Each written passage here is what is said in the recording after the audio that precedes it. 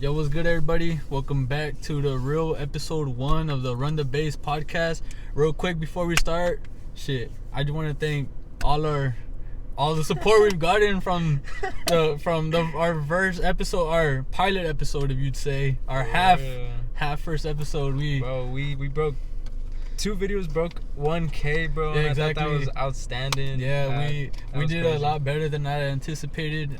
We averaged around like 800, 900 views on all our TikTok videos, which y'all might not seem like, oh, that's not that much on TikTok, but to us, we just started this channel and we didn't expect it to go so well on the first day. So yeah, man. I mean, especially like we came in here with like no expectations, but y'all like still broke them somehow. Exactly. It was supposed to be a fringe or a practice podcast, and we weren't expecting much of it, but it's still, it's still broke. We made it work, Yeah, we were actually contemplating on not uploading it, but we ended up uploading it, and it. Yeah, I mean, we're good. So thank you. We're learning as we go, we made a lot of mistakes. Yeah, we did. If you have any recommendations, any suggestions, just to get better our quality and just to make better videos for y'all, like, just let us know and comment down or. No, for real, because if you were to see our setup right now, you'd laugh at us. Like legit, all our listeners right now, you'd laugh at us. We have a $5 microphone and iPhone, and we're in a car, and we really have no real setup, but we're just here with vibes. Yeah, just nothing but vibes, and hopefully we could keep moving forward and keep getting better. But all right, enough with the little introduction and the lovey-dovey shit. Alright, well, I'm Carlos and I'm Luis. We're Run the Base, episode 1. This is episode 1 official. Exactly. We don't have a title or anything, but let's go. So how was your day, man? It was actually pretty. It was pretty productive. I woke up like a good time. Yeah. Yeah, like around 7 in the morning. Shit, nice. That's good, man. I heard you had a little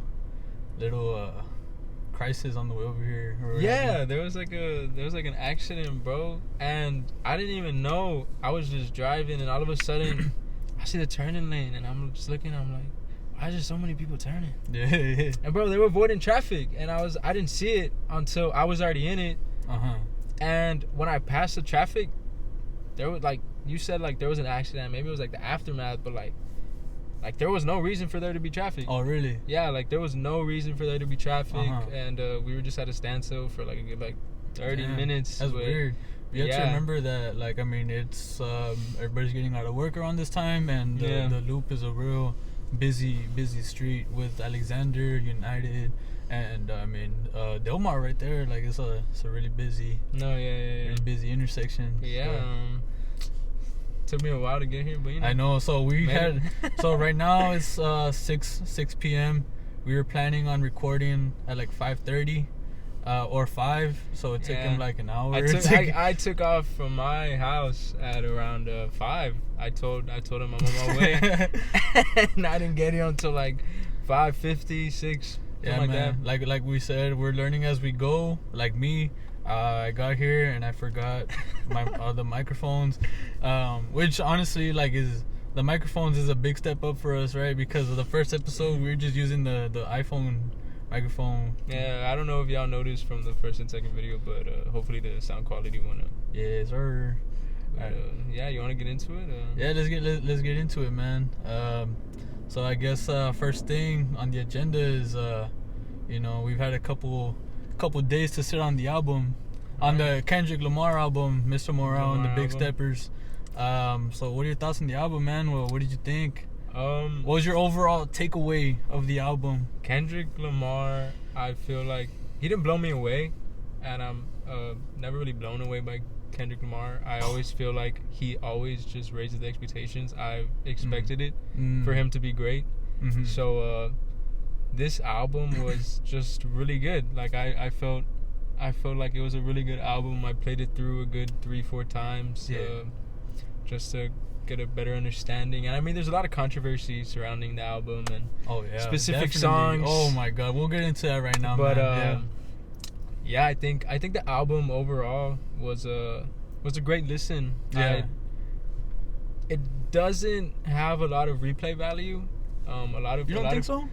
A lot of people don't think that it has a lot of replay value. I loved the features on it. Mm-hmm. I loved the concept of it. I loved almost everything about it. Mm-hmm. But it's not something that I would play every day. I feel like it's not gonna like pass by, Mm-hmm. but I would go back to it and re-listen to it. But it's not something that they didn't have any radio hits. Oh yeah, almost definitely. Almost yeah. every Kendrick album to date has had a few radio hits, a few catchy songs just to get stuck in your head. Especially Damn. But this man. one was just art. Like I felt like Kendrick Lamar sat in for the past.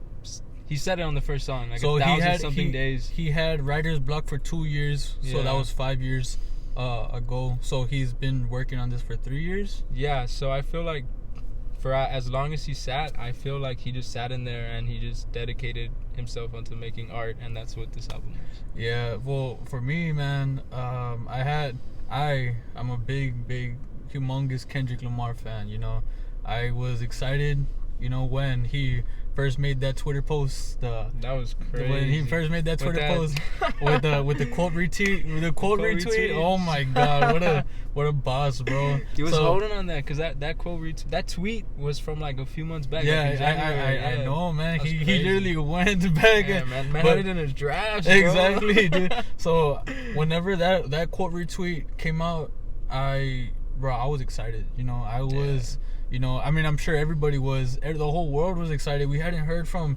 Kendrick, or a single body of work from Kendrick in 5 years, and that man is like the Kawhi Leonard of the rap game. You will not hear from him if he is like, you know, not dropping anything unless it's with Baby Keem, right? And even when he does, like, I haven't heard of him say anything. That man was in like, what was he? He was like in Africa. What is he doing? Exactly. He I mean, I think there's like interviews of him going on YouTube. Yeah. Like it comes out like live. But I mean, you really will not hear from him. He didn't like post anything on Instagram or anything like thanking or anything. You know, like which like I'm not expecting him to. Like it's not like, you know. But anyways, I was super excited for the album, and I was just counting down the days I was counting down the days of the drop. So it was like 20 days, 15 days, 7 days, 1 day. It was here. You know, I was mega excited, and I got out of work. Well, no, actually, no, I wasn't. I didn't get out of work. I was at the baseball game. Oh, that's true. Yeah, that's true. yeah. You're at the baseball game. Yeah, I was at the baseball game, and I dropped off my dad at his house, and then I left. Like I was just like, okay, bye, Dad, I gotta go. I gotta go. Yeah, I was like, I gotta go. You know, I gotta go listen to this album. Nobody interrupt me. Nobody text me. Nobody call me. I'm about to listen to this album. Nah, for real. Right. So I was so hyped when I Grieve Different, or what is it called? Oh, Grief. United in Grief. Yeah. Like as I was listening to it, I was like, oh, you know, that intro was hard. But as the album kept going, you know, at first I was like, I'm not sure if I like it, you know. Really? I'm not sure I'm not sure if this is my sound. Mm-hmm. You know, I'm not saying that it was a bad album. I'm just saying like this maybe not for me, you know. But I feel like a lot of Kendrick albums are like that anyways. So To Pimp a Butterfly, I mean, it's a very different sound. Very different sound. And I feel like that has a lot to do with Kendrick's art style, or like artistic like views and stuff. Mm-hmm. But I was like, you know what, I'm gonna give it another chance. And second time around, it just started growing on me a little bit more. But I was still like, maybe I won't come back to this. Maybe this is not my favorite Kendrick album. And listened to it a third time and a fourth time, and it really started to grow on me. So it's one of those that's a grower. Like it really is a grower, you know. I feel like a lot of Kendrick albums, a lot of people say that it takes time. Like it needs to grow on you. Exactly. It won't be a banger the first time. No, but for me, Kendrick personally, I listened to Pimp a Butterfly back in my freshman year, which was 2016, and I loved it. First listen, I loved it. that's when I was barely starting to get into music. I first listened to Kanye, Kid Cudi, two of my favorite artists. Exactly. And I listened to Pimp a Butterfly, and I love that album. And then I listened to Section 80, which I'm not the biggest fan of. We'll get into but it right now. It has some bangers, and I like Section 80, by the way. Yeah, and this one, my first listen, I personally was I had just left from hanging out with him, and basically I went home and I decided to hear it.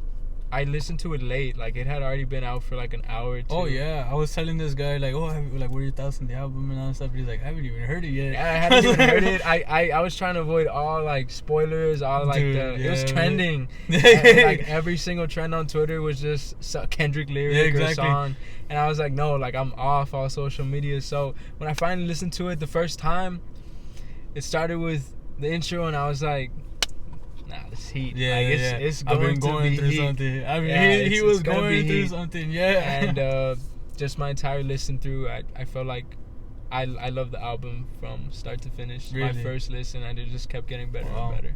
Yeah. But what would you say? What would you say your top 5? My top 5 favorite songs off the album. Shit. Okay, so off the top of my head, my top 5 favorite songs, I guess I'd have to go number 5. Actually, can I see a track list? Yeah.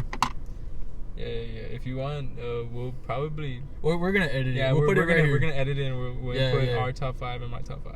Yeah, we'll put it. So I mean, my top 5. I guess I'll just name my top 5. Maybe not in. Sure. Okay. So. Is there a specific order, or you just? I guess. I don't know. It's because I love basically every single song. I don't think I can really point them out in a specific top 5 order. Maybe I'll edit it in my top 5. I'll put it in my top 5, right? But right now, this is not in any specific order. I guess I'd go Mirror. I'd go Die Hard. Silent Hill, Savior, and Mother I Sober. I go Mother I Sober. Interesting. Yeah. Those are my top 5. I'm gonna edit it. And what would you rank the album as a whole? Fuck, that's tough because, like I said, it keeps growing on me. Like after every listen. But right now, I'd give it a solid 8 or 9. 8 or 9. Yeah, it's a solid 8 or 9. All right. My top 5 personally. I would have number 1. I would have, where is it? Father Time. Dude, how could I forget that song? I love that song. No, that one is that one is in my top 5. Yeah, I forgot about Father Time. That is my dude. Yeah, that was amazing. If there was gonna be a hit off that album, it's Father Time. Father Time was amazing. Oh, how do you say his name? Sanfa. Yeah, I thought his feature was fantastic. I loved him. He came out in More Life with Drake, right? Yeah, that's where I knew him from, and I felt like his feature was perfectly added onto that song, and it just, as a whole, the concept and everything, I love that song. Yeah. That would probably be my number 1 song on the album. My number 2 would probably be Auntie Diaries. That was a great song, bro, which has a lot. That's a controversial. Lot of controversy, just due to the fact that of what he said, and that one specific word. Yeah, there's one specific word that he decided to repeat over and over again, like 6 times. Yeah, and I thought the song was really good, but with the whole, I'll get into that right now. But after that, I'd probably have United in Grief. I loved it due to the fact that the way the album started, like that was the first song, and it started like that. I just felt like it was a great opening, one of the best intros I've heard, and that's why I have it ranked number 3. I'd probably then have Mother I Sober. I thought that one was a great song. That's a beautiful song. That was a beautiful song. And then after that, my 5th one would probably be Mirror. Mirror, Mirror was a good dude, song. yeah, that's a powerful way to end an album. It was a great outro. Choosing yourself, you know, it's like the shackles are released, Yeah, he's free, you know. It was a great outro. The way he, just the intro to outro. Exactly. It was just perfect. For Especially the way the album is structured, you know. Yeah. It's like a therapy session for him, and the way Mirror ends and how he's repeating, "I choose me, I'm sorry." It's like he's free, you know. He's come to terms with everything, all his trauma in his life, and yeah, like he stated a lot of the times that he can't help everybody. Exactly. And I feel like the way he ended it was the fact that he was like, he accepted the fact that he couldn't help everybody. Exactly, and that's a lot. I mean, you know Kendrick, like every time he drops an album or any body of music ever, it's always people expect something very deep from him, something like you know, because that's what he's dropped historically. So Good Kid, Mad City is the struggle of growing up in the hood. Yeah. To Pimp a Butterfly is something with the government, and how the government doesn't like African Americans, how the mistreat of African Americans in America. Damn was using religion as a scapegoat for different, you know, things, and this one doesn't have anything to do with that. It's more of a personal problem for him. He spoke a lot about his grief and just all his trauma, like, yeah, exactly, from what his mother went through, from what he went through, from everything that he's faced in life. And I feel like for the intro, for him to talk about just an introduction to everything that he's about to say, and for the outro to finally is acceptance, I feel like it was a great, it's a very pretty album. A very pretty concept throughout. Now it is a very hard to digest album, I will say, especially songs like Miss what's that song? Let me see the track list again. Which one? Mr. Morale? Worldwide Steppers. That is Worldwide Steppers is not for, you know, casual listeners. You know, most people are gonna disregard that song because it's not catchy. It's not like he says, I'm not for the faint of heart. You know, yeah. You know, it's a lot of people are just gonna disregard that song because it's a very how do you call it, experimental beat. You know, it's like it's like The Alchemist or Earl Sweatshirt. Earl Sweatshirt would probably rap over that beat, bro. Earl should be rapping over all those types of beats. Exactly. But yeah, that was a very instrumental song. Yeah. And a lot of those were scattered around the album, you know. But yeah, but I think it was a good fit for most of the songs. I think every single song, even the one where it's him and who's the feature? It's Kodak Black, Baby Keem. No, I'm talking about Taylor Page. Oh, Taylor Page, yeah. The way that We Cry Together. Oh, I think that's what it's called, over the Alchemist beat. Yeah. I loved, honestly, a lot of people were saying that was not the, like, what was that? Like, everyone was confused. Like, what was the point of that? I thought it was hard. It was very hard, and it's a lot of Eminem influence. It's a lot of The Alchemist influence. I love the way that Kendrick and Taylor were, like, trading verses. It seemed very natural. And they were they had a great chemistry. The way that they were going back and forth over the Alchemist beat, and just arguing and telling each other, like, just a bunch of the trauma, and like I thought it was a great song. Honestly, I wasn't too familiar with Taylor Page, but I know that she's more of an actress than a rapper.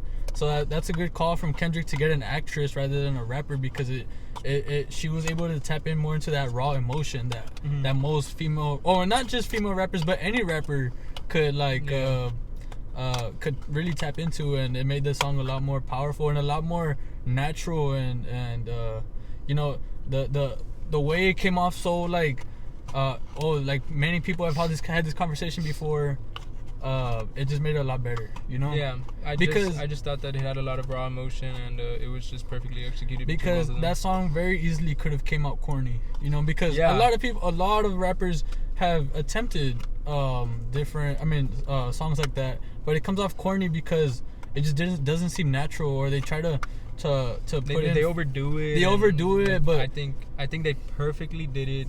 The raw emotion was there. The back to back like verses, the bars in between, the way it rhymed, the rhyme scheme. I think everything was perfectly executed and made a very good.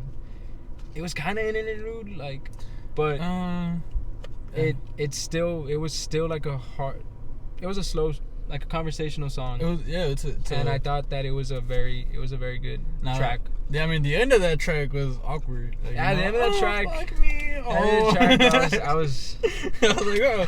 I was like, yo, okay, yeah. But that's the thing. Like, I got why they it makes you like that. It makes you uncomfortable because it sounds like one of those conversations you're not supposed to hear. You know, Yeah, I think like that's it's a hidden conversation. That's the I think that's the point of the track. You know, and I at the feel end of like- the song it says don't tiptoe around the conversation. Yeah, like I Because- feel like a lot of couples in general just avoid that conversation, and a lot of couples fight, and that's sometimes how they make up at the end. And I feel like he decided to have that conversation, and I think it was like I said, like it was really greatly executed. Yeah, that was a really good song. You want to talk about the controversy? Well, actually, I don't think you ever gave out your rating. Oh yeah, I would personally rate the album an 8.5. An 8.5. An 8.5. I would rate it an 8.5, and that's only due to the fact that I'm still learning the concept of the last 3-4 songs. But Yeah. they were, some of them I named in my favorite, but I want to just dive deeper into it, and Yeah. I feel like it's gonna grow on me, and it's easily gonna become a 9.5. But I think that the album right now is an 8.5 for me. Really? Do you think it's better than Damn? Um, Well, actually, give me rank the albums. Rank. Are you talking about rank his discography? Okay, no, It's 'cause he has a no lot. overly dedicated. No ODs, no mixtapes. Just from Okay. Section 80, and don't count. I guess don't Section count. 80, Damn, Good Yeah. Kid, Mad City. Don't count Untitled Unmastered because that's just his throwaways. So I guess Okay. we'll just do Section 80, Damn, Good Kid, Mad City, and To Pimp a Butterfly. Okay. Those four. Okay. Hold on. I need to look at a track list for each one. I can't think of it off the top of my head. But let's see. You said Section 80, Good Kid, Mad City. Are you talking about the deluxe? Whatever. All right, I'm gonna rank the deluxe. To Pimp a Butterfly, Damn, and this one. Okay, yeah. Okay. My personal favorite would probably be. I didn't say. Yeah, never mind. Forget it. You said rank them. Yeah, rank them. Yeah. Yeah. So like this is number Yeah, one. rank them. All right. No, start from 5 down. All right, five down. Yeah. Section 80. Yeah. I mean, there's some good songs on it. From Rigor Mortis to High Powered to ADHD. I just feel like I never connected with that album as much as I did with the other albums. That's Yeah. why I have it ranked 5th. Okay. But it is last on my rankings. I'd probably rank. Hold on. I need to see it. Give me a second. Come on, man. I'd probably rank Damn Oh wow. 4th. I'd probably rank Damn Wow. 4th, and it's not. I thought the album was great. I thought it was really great. It took really long to grow on me, Mhm. and I just didn't love it as much as I love the other albums. Mhm. Okay. I'd probably rank Mr. Morale and the Big Steppers. Okay, I'm not mad at that. 3rd. Uh-huh. I think I mean, like I said, that I gave that an 8.5. Yeah, like yeah. just that shows like what I think about the other Yeah, two. exactly. But second would probably be Good Kid, Mad Oh, City. okay. Yeah. Good Okay. Kid, Okay. Mad City is probably second, which Yeah. means first is To Pimp a Butterfly. I love To Pimp a Butterfly. Yeah. My favorite song To Pimp a Butterfly was These Walls. Mm, I thought These really. Yeah, just the These Walls, yo. Thundercat beat. I just fell in love with that song. I like that song too. Yeah, it used to be How Much a Dollar Cost. That was a great song for me. You know, I'm kind of upset because I have the same ranking. I wanted to like debate with you, but yeah, I have the exact same ranking. Like, To Pimp a Butterfly is gonna be very hard to top for Kendrick, and I don't think he ever will. To be honest, the way it sounds sonically and all the different layers of instruments and just what he's talking about, the way he raps, what he did on You, the way it transitioned. My God, You, bro, and like you could feel how he felt. Exactly, and dude. It was just, dude, Kendrick outstanding. I think To Pimp a Butterfly was a 10 for me. One of my favorite albums of all time. I have that shit on vinyl, bro. And like, I don't think I do yet. What? I don't think I have it on vinyl. Really? I have a collection of vinyls, and I don't think I have that one. So the only vinyls that I really have, I have To Pimp a Butterfly. I think I have Good Kid, Mad City. I have Good Kid, Mad City. I don't have Good Kid, Mad City. Never mind. I have a shirt, the shirt, but that doesn't count, right? So I have To Pimp a Butterfly. I have 2014 Forest Hills Drive. I have Unmastered Unlocked by Denzel Curry. Okay. Oh wait, never mind. It's just called Unlocked. Never mind. Okay. I have Denzel Curry Unlocked. I have the Forever Story, JID. Okay. JID, and that's I a good have. album. What else do I have? I think I have. Oh, I have Kids See Ghosts, and I have Kids See Ghosts. I have that one. Yeah, I have the Kids See Ghosts, and I have My Beautiful Dark Twisted Fantasy. Okay, so my collection's a little bit bigger. I started off, my first vinyls were the Beatles. It was like it was the number 1 album. Okay. So it had a bunch of hits. Like I just love that album. And then you had, it was the College Dropout. Oh, really? I am a huge Kanye and Kid Cudi fan, but for that one I got College Dropout. I thought it was an outstanding album for him, for his debut album to be the College Dropout. I thought it was amazing. Yeah, man. And then my and the documentary just makes it even better. Yeah. But my third vinyl I collected was Kid Cudi's The Man on the Moon 2. I got the Man on the Moon 2 before Man on the Moon 1. But my vinyl collection as a whole, I already have all 3 Man on the Moons. I have Kids See Ghost. I have College Dropout, My Beautiful Dark Twisted Fantasy. I've been looking to get the one, Watch the Throne. Oh, but that costs so much, dude. Yeah, it costs like $100. Oh, It's like, bro, like I'm not spending that much on a vinyl. I know, bro, for real. Actually, that's a lie, because I did spend that much on a vinyl. I think it was a Mac Miller one. It came out really expensive. Oh, it came my out like God. mad expensive, but it was swimming and what's the other? It was like a deluxe. So it came with 2 vinyls, and it was a swimming vinyl and Circles. I think. I think. I think that's what the album might be called. I don't remember the name, but it was that vinyl, and it was like a really nice cover. It was hardcover. Yeah. It had pictures of Mac Miller, and it was like a special for like a memorial for his life and like what he did and everything. Yeah. But I thought that's my favorite vinyl that I have and own. Oh, really? Yeah, it's a beautiful piece in my collection, and like I have a lot more stemming from Kalani. I loved her album, her last album with I remembered from the cover. I thought the cover was an amazing art piece where she's looking at like a terrorized world, and then you look, or like she's looking in a backyard, and then you see the terrorized world behind her. I thought that was an amazing art cover. I thought I needed to get it, so I have from like Kalani to I've been looking to get into Frank Ocean, but he didn't release a lot of those vinyls. Dude, I know. He released them like once. Frank Ocean is such a like private artist. Frank Ocean is what Kawhi Leonard is. Yeah, he's Frank more of Ocean is what a Kawhi Leonard he is is. more of a Kawhi Leonard comparison. You know, Yeah. he's super to himself. You will not hear from him Yeah. ever. You know. if he's not playing, I haven't heard from Kawhi Leonard all season. Yeah, for real. Like where is Kawhi, bro? He didn't like fucking. He He log didn't in strap a up single- with once this season. He didn't log in a Once. single minute, and I know it's because of torn ACL, but I haven't even seen him. Yeah.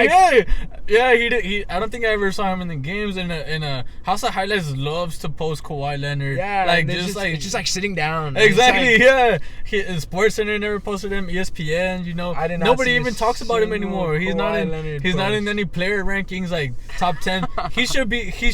Like even though he didn't play for a year, he should still be a top 10 He's player. a top 7 player. If for me. anything, he should still be a top 15 player. Maybe the injury took him out of the top 10 because there's so many amazing players in the NBA. But Kawhi should still have his respects because he single-handedly carried the Toronto Raptors team back in 2019. Yeah, but like Kawhi should still have his respects. He deserves it. Exactly, he deserves it. Just because he's not in the media as often, just because he had a torn ACL and was out for a season, a lot of people seem to forget about him. I think his defense did go down. I mean, with the Spurs, I'm a Spurs fan, so I watched a lot of Kawhi Leonard. Yeah. When he won the Finals MVP, he helped us win a championship. Yeah. I mean, I know the whole drama and like everything that went on with his uncle and like the Spurs and everything, but I'm still one of Kawhi Leonard's fans. He's probably my favorite player. Yeah. And I know he gets a lot of hate from Spurs fans, but I think he's my favorite player. Like I don't think still have him. I don't think he should get any hate from Spurs fans because he brought y'all a championship. Yeah, he had Tim Duncan. He still had the trio. He still had the big three. He did. But he was the one. Like even though he wasn't prime Kawhi yet, he was a big factor. Especially when Tim Duncan and all the other two, Manu and Tony, like they were already regressing with age. Like Kawhi Leonard would have single-handedly. I truly believe. I believe it was 2017 against the Warriors when he 3-9 Warriors team. We're not gonna get past the Spurs. Dude, they were up what 2-1? They were no. It was 0-0 first game 1 of the Western Conference I Finals. remember that. Yeah. And I believe it was the second or third quarter. Spurs are up by like 20, I remember 25. Zaza Pachulia. Oh my God! They made that bro. rule because of Zaza, bro. He stepped into his landing zone. Oh no! I mean, he already had problems. I remember he got down on a rebound. I don't remember who he stepped on or how he twisted his ankle, but he was already having ankle problems. And then for that to happen, it just... I remember. I still remember that, bro. I remember exactly what I was doing. I remember exactly what I was doing. Yeah, I was at my grandma's house, bro. I was at my grandma's house watching that game. I was celebrating... I don't remember what... I think it was Father's Day. I think that game was on Father's Day. And I was celebrating at, I believe, Logan's. Oh. Logan's. And I was watching the game. And I mean...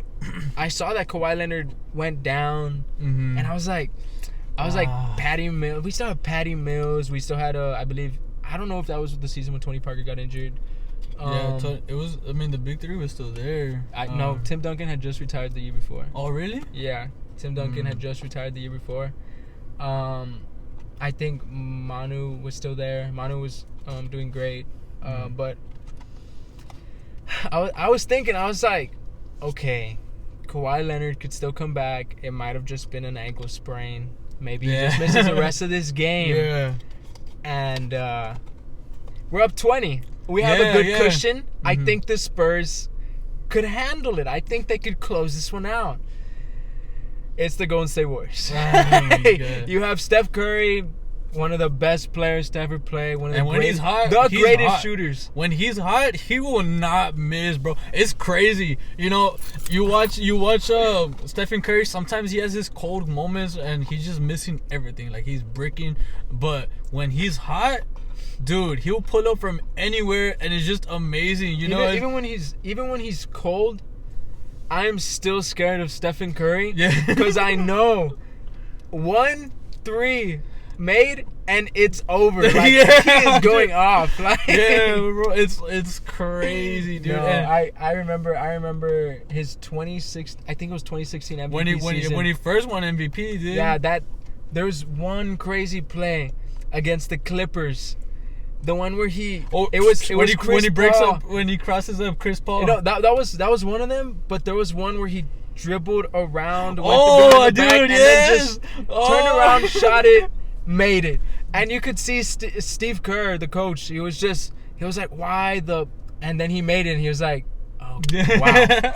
He was surprised. Like, it was, Nah, bro. it was greatness. I was like, wow, that was amazing. Dude, when Steph Curry was first really turning into Steph Curry, it was like nothing that we've ever seen before. Remember that year in 2K where they made him super overpowered? Yeah. You know, where he could just pull up from half court and you'd green it?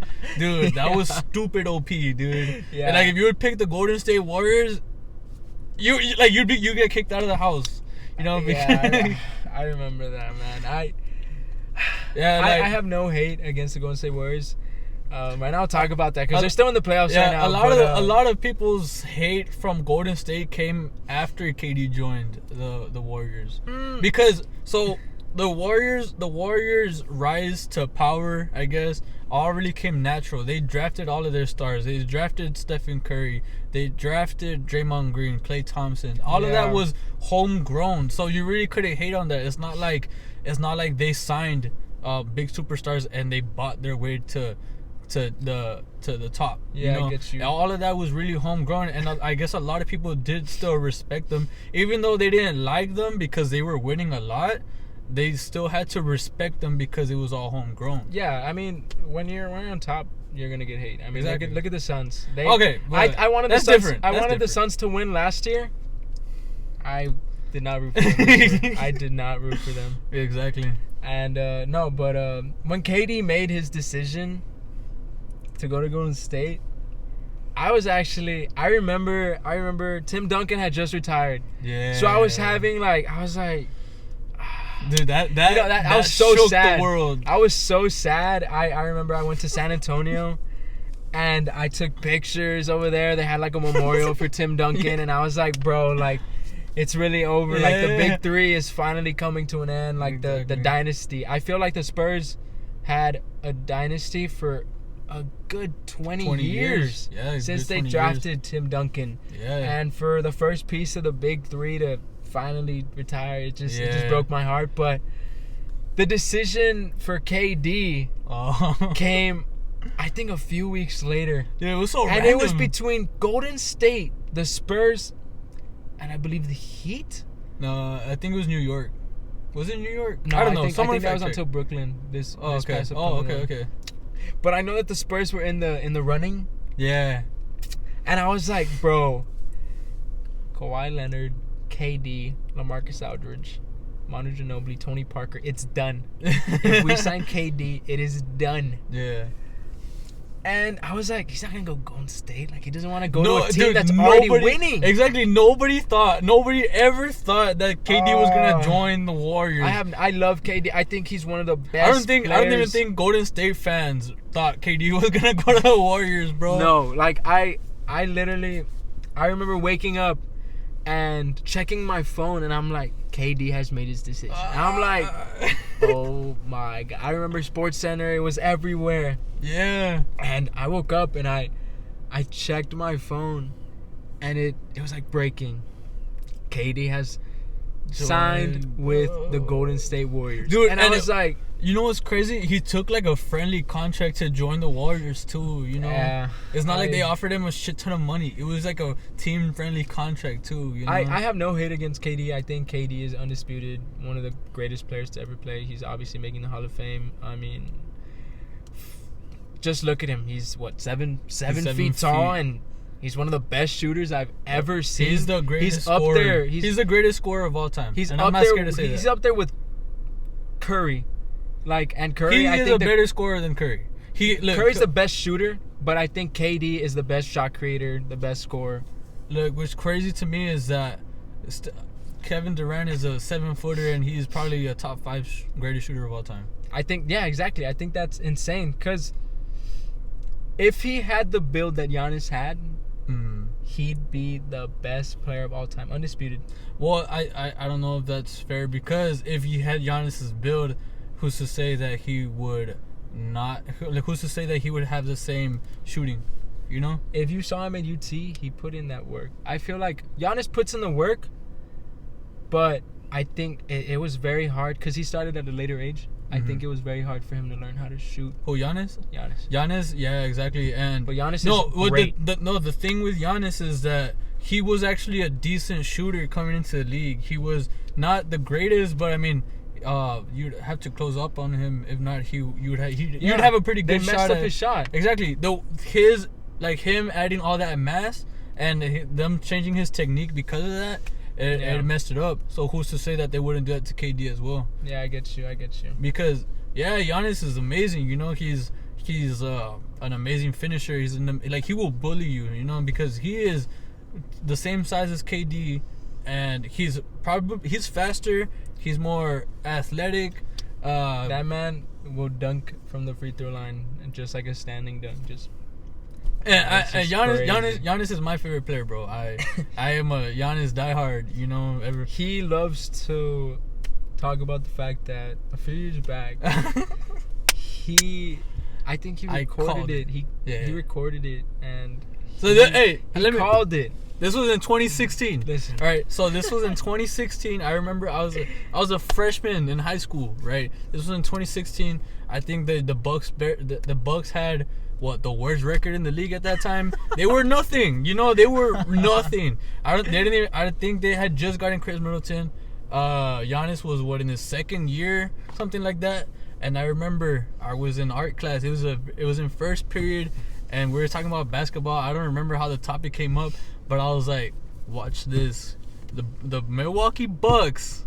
The Milwaukee Bucks are about to be the best team in 3 years. I said in 3 years. That was in 2016. In 2019, they had the best record in the league. That was 3 years. Yeah, they didn't win the championship, but they were technically the best team in the league. You know, because they had the best record in the league. So I called that 3 years ago, and everybody laughed at me. The reason why I didn't ask them to record, but they laughed at me so hard that they were like, say it to the camera, so they could laugh at me. And who's laughing now? You know, who's laughing now? They won a ring last year. They won a ring, yeah. So my prediction was technically true. They were the best team in that year, and they ended up winning the ring the year after. So. I truly believe they would have won the ring this year if Chris Middleton was. Yeah. Like, it's crazy how good they performed this year without Chris Middleton in the playoffs. I mean, I don't know if y'all watched the Game 7 yesterday, but Giannis was great. All series, and I feel like the fact that I was watching ESPN earlier, or SportsCenter, and they were talking about they were saying who were the top 5 players that were most impacted by the playoffs this year, right? Like, whose legacy was affected the most. And number 5, they had Giannis. I was like, what? How does that affect Giannis's legacy? You know, he performed amazing. Giannis was dropping 40 on an casually, and the Celtics defense. The Celtics defense the Celtics have an amazing defense, and they have the defensive player of the year. Exactly, they had a really good game plan towards Giannis, and he was still dropping 40. Yeah, you know, and that's without. I know what Skip Bayless or Stephen A. Smith likes to call him Batman and Robin, Chris Middleton and Giannis, and that was without Giannis's Robin. You know, I truly think that Boston Celtics is one of my predictions, but I don't have anything against the Milwaukee Bucks. I truly think that they should have beat Boston if they were fully healthy. But Boston came to play. The fact that they took it to Game 7 without their second best player. I mean, it was a great series to watch. It was a really great series. Boston blew one of the games. They had like a 14-point lead. Yeah. And then they just blew it at the end. I think that was Game 5. So they should have truly been up more. But for it to go to a Game 7, And for it to end the way that it did, both Game 7s were just That was horrible. oh my god! So Don't even get me disappointing. started. Don't even get me started on the Phoenix Suns, bro. Oh, no, hold Oh on, wait. my god! Let's finish with Boston first. Hold on. So, I love the series overall. The way the Grant Williams is here. Oh my Grant god! Williams is Dude, here. Oh my god! The fact that Grant Williams was the one that killed us. Grant Williams has been playing outstanding defense on Giannis all series. I mean, yes, he did drop 40 consistently, but I feel like Grant Williams was the only true defensive player that was stopping Giannis from play to play. It's hard to stop something as big as Giannis. Exactly. Especially the height difference. Grant the- Williams did a terrific job on him. The thing with Giannis is that he's gonna get his. Giannis will get his. Yeah. He almost had a triple double at halftime on Game 7. He had what 16, 10, and 7. Yeah, just look at it this way. I'm a Spurs fan. Kawhi Leonard won Finals MVP for holding LeBron to what, 30 a game? Yeah, Yeah, that's why he won. And I thought he did terrific. So that's also so why. Grant That's Williams, also why. What's his name? Andre Iguodala won. Yeah, it's hard. It's hard to stop greatness. When And you stop the greatest, I mean, the best player on that team, especially a generational talent. I'm not saying Giannis is a generational talent, He but is. He is. Well, You don't see I 7 people doing that. I think that's more hard work. You know, he wasn't the most talented coming into the league, but he worked to be the greatest player in the world. In my opinion, he is the greatest. He is the greatest player on the planet right now. Player on the planet. He's not the most skilled. I'm not saying he's the most skilled, but he will get his, and there's really nothing you could do to stop him. You know, I think he's the most athletic. Yeah, Most athletic, but I still think LeBron at the age of what? 36. 36, 37? He's 36 right now. Like you said, he's going to get his. He's He's going to get his. Yeah. It's He will LeBron. get- Yeah. It's LeBron James. Nah, LeBron has aged like fine wine, bro. His bag gets better as he gets older. You know, And especially now because he can't rely. I mean, he's uber athletic still. You know, it's crazy for a 36. I'm not saying 36 years old is old. You know, he's not old, but for to be in that basketball athletic, standards, he's been playing in the league longer than he's been alive. Exactly. Like, hold on, that didn't make sense. no. He's been in the He's NBA been in the longer NBA than he hasn't. he hasn't. Yeah. Exactly. Yeah. It's insane. Like, and as he gets older, as he has to rely on his athleticism less, his bag has expanded, dude. He's become an above average shooter. He's become a great facilitator. He knows when to make the right pass, and he's always judged for it. But it's always the right pass. Exactly. He's always had that knack to make his teammates better. You know? But for me, I think still the greatest. No, wait. What did you say? What the greatest player. Greatest player. The greatest player in the world. Greatest player in the world. Might be Giannis. You think I wouldn't deny that.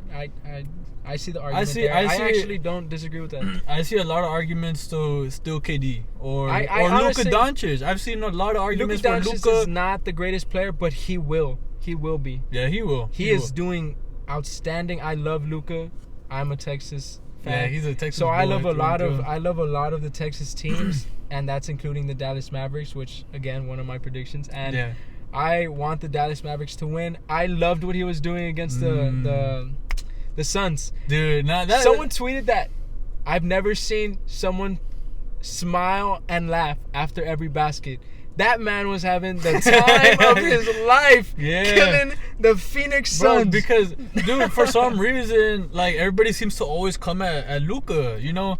I guess because he's a foreign player, but you don't see people coming at Giannis like that. Yeah. But I will say with foreign players, they really don't get their respect as they should. Like look at Jokic. I mean, Jokic is a 2-time MVP, and a lot of people don't have him as his best player, like the best player in the planet. Like, he I think Joel Embiid is a better. I would rather have Joel Embiid than Jokic, but I think that they're right there. It's like 1A, 1B. I don't know. I think that the fact that they're foreign, a lot of people didn't want to give Giannis his flowers. He forced them into giving the flowers. You know, like the people, like foreign players come in and I guess just dominate. NBA players like American born and American fans and players, they feel hostile towards them. You know, like it might be like not a lot of people hate Joel Embiid. I mean, he's No, he talks a lot. He talks a Yeah. lot, but I give it to him for his grit. I'd He say- broke his face and he was still playing. I say they bring that grit. You know that grit I mean, that I the, saw it with Manu Ginobili. Manu Yeah. Ginobili was one of the hardest working dudes on the floor, and he was so flashy, and that was so weird for a Spurs yeah. Spurs player to be flashy, and he just brought like such a great, fun basketball. Like it was Yeah. a great, and I love the fact that he was from Argentina. I Yeah, believe. yeah. And I thought he was a great foreign player. I don't know, like they bring a lot of that grit that the NBA was missing, you know? Yeah. Yeah, so like after Kobe retired and after that, like you started seeing a lot of people, hey, they're not as competitive anymore. It's not the same anymore. Nobody really has that Mamba mentality. And they keep saying But it. I the mean, Europeans like Luka has that Mamba mentality, you know. Luka will give you Giannis- a 50 piece. Yeah. After And he will laugh in your face. He will the laugh in entire your time. face, bro. He moves. He's so unathletic. Yeah. He's so unathletic, but he will still drop 50 on you. And I think it's the fact that European players have to work a lot harder to They get have to recognized. be a lot more. They have to be a lot more skilled because the NBA has become they draw fouls and everything. Yeah. He even said he was like in the European League, you have to be smarter, and they don't call those ticky-tack fouls. Like it's harder over there. Yeah. And he said that it was easier to score over here. He didn't say that the NBA was easier, but he did say that it was easier to Yeah, score. yeah, exactly. And I mean, he's been dominating since year one. They've been bringing a lot of that fire that the NBA really needed, and I feel like it's expanding into other players, bro. Just earlier, Pat Beverly was talking all that shit to Chris Yeah, but Paul. I don't bro. know if y'all saw, what was it, the First Take? Yeah, it was on First Take. First Take with Stephen A. Smith, JJ Redick, and Pat Bev. Dude. Oh my goodness. Dude, he went on First Take and he was talking all that smack. Let's bro. talk about the Phoenix Suns against the Dallas Mavericks. So after the first Game 7, I mean, 2 Game 7s on a Sunday, like what That's more could you ask for? perfect. Like it's chef's kiss. Exactly. So you're thinking like, oh, it's gonna be a good day, especially for NBA fans. You're thinking like, wow, like it's gonna be intense games, especially the way that the Celtics and the Bucks were going.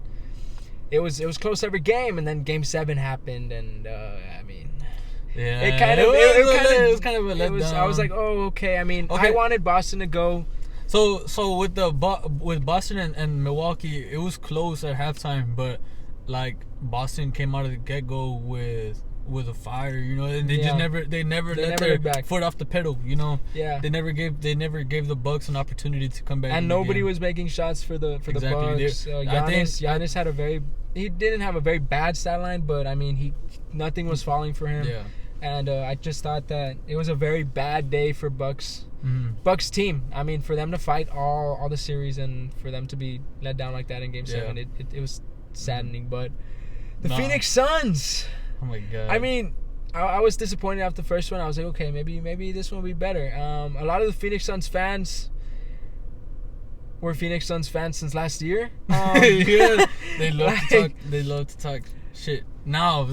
Because they I wouldn't say they were a poverty franchise, but they were struggling for years. You know. I loved the Phoenix Suns when they were in the bubble, and you see Devin Booker, that iconic picture where he's lying down in his shoes after a buzzer beater. Oh yeah. They didn't lose in the bubble, and I was like, they're gonna be a playoff team for sure. And then they went out, signed Chris Paul. I believe they signed Jay Crowder because he was with the Heat. Yeah. No, he was with the Lakers. No, yeah, he was with the Heat. Never mind. That's when the Heat went to the finals. Yeah, the finals. Yeah. They signed Jay Crowder. They signed Chris Paul in free agency. And then, you know, I think the next year they went to the finals. Yeah, they did. Because it was last year they went to the finals. They lost it. I was going for him. I don't hate CP3. I want him to get his ring. No, but I was kind of sad. Like, I'm a Bucks fan, but I always said like I wouldn't mind if the Phoenix Suns win because of CP3. Last year the finals were a good matchup because I didn't care who won. Exactly. I was watching it for like my I mean, full enjoyment. obviously, I was rooting for the Bucks, Yeah. right? I was rooting for the Bucks, but in the back of my mind, I was always like, if CP3 wins, like, I mean, there's really like, I wouldn't be mad about it. He's a Hall of Famer. He's a Hall of Famer, and He- I think he deserves. I his used ring. to say that there's nobody more deserving of a ring than him. Yeah. But I don't know about that anymore. you know? I don't. My I don't opinion didn't change on CP3. I still feel bad that he doesn't have a ring, and but I feel like the Phoenix Suns got really cocky. Like throughout the year, throughout the series, for them to be up, I believe it was 2-0, and they were like disregarding Luka Doncic. Like, give him his credit. Like, if you're gonna play against, if you're playing a basketball game, at least give credit where credit's due. Exactly. And I feel like Luka was still dropping 30, 40 points, and I think that they should have given him his credit. Yeah. So that Bro, now that they didn't, that's what I'm saying, bro. Like, look at what he did. They love to disregard foreign players. Like Lil Wayne was talking all Luka that smack Ho. on Luka a hoe or whatever he was saying about Luka. Like what? Just because he's from, where's he from? Slovakia or Yeah. Slovakia. And he's white. I don't know, bro. Like I have no idea, but they don't like Luka for some reason. Like Luka never did anything. Like Luka just balls. When have you ever heard anything bad about Luka? Luka, he likes to talk, but only when he's talking bad about. Like game, if someone's gonna talk bad about him, he's gonna show you why you're wrong. Exactly. Like Luka is. If you don't come at him, he won't come at you. But if you do, you better be ready. Yeah, if you do go at him, you better be ready because he is not gonna go down without a fight. That's why, like, for the Phoenix Suns to be, I mean, yeah, you get pumped up before a game, but I feel like they walked into Game 7 believing they'd win. Now, I'm not and I'm not saying that you're not supposed to have fun because obviously it's still a game, but to see them like waste a whole minute of them just dancing and dapping each other up before the game. I mean, yeah, you gotta be locked in. You gotta be pumped. Like, yeah, but at the same time, I feel like they were. They were disregarding. They weren't really taking it seriously. They were just like expecting to go in there and just blow them out. And well, I mean, you saw that didn't happen. I mean, they were once down like they 40 were up plus, maybe 50. Yeah. At one point in the halftime, game, they were down like 40. Yeah, they scored 30, 25 in the fourth first quarter. Half. Dude, in the fourth quarter, they had like 40 points. Yeah, like it was. Okay, wait, hold on. They ended the game with 90. Oh really? No, did they? It was 90 to 123.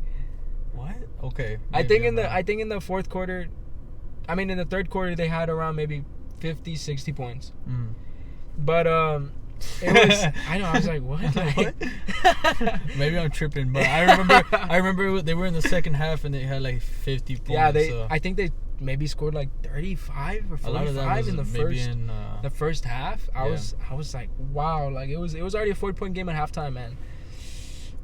That was. Well, I mean. No, Phoenix Suns fans. And Twitter, let them hear it. Yeah. Twitter, let them hear it, bro. Like I said last podcast, Twitter is undefeated. Phoenix Suns fans, I don't think you wanted to see the aftermath of that game. Oh my God. I mean, the fans were leaving at halftime. I'd be crying and punching my pillow at night if I were a Phoenix Suns fan. Like, the expectations for the Phoenix Suns were through the roof. I think they easily could have gotten there. I think they were championship or bust this year. Like that was their expectations. It depends because DeAndre Ayton's coming up. I think he's a free agent. So if they don't sign DeAndre Ayton, I'm saying this year. This year for them it was championship or bust. Yeah, I get you. No, yeah, I don't think the Phoenix Suns will ever reach the finals, or at least in the next couple years. I don't think they will. Not if they don't retain DeAndre Ayton because it's such a key piece to their team. I still don't think so. The Phoenix Suns are going up with upcoming Grizzlies team, the Lakers. I don't know what happened this year. But LeBron is going to get his. It's LeBron. He is going to get his. Anthony Davis. They're gonna revamp. He is going to be injured every game. Ever since the Lakers got LeBron, they have not been scared to make moves, and that they made that super apparent. So they're not gonna go the offseason without making one splash play.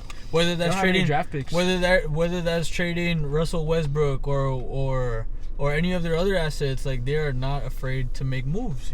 I don't know what is going to happen to the Lakers, but I do think that LeBron is going to get them in the playoffs.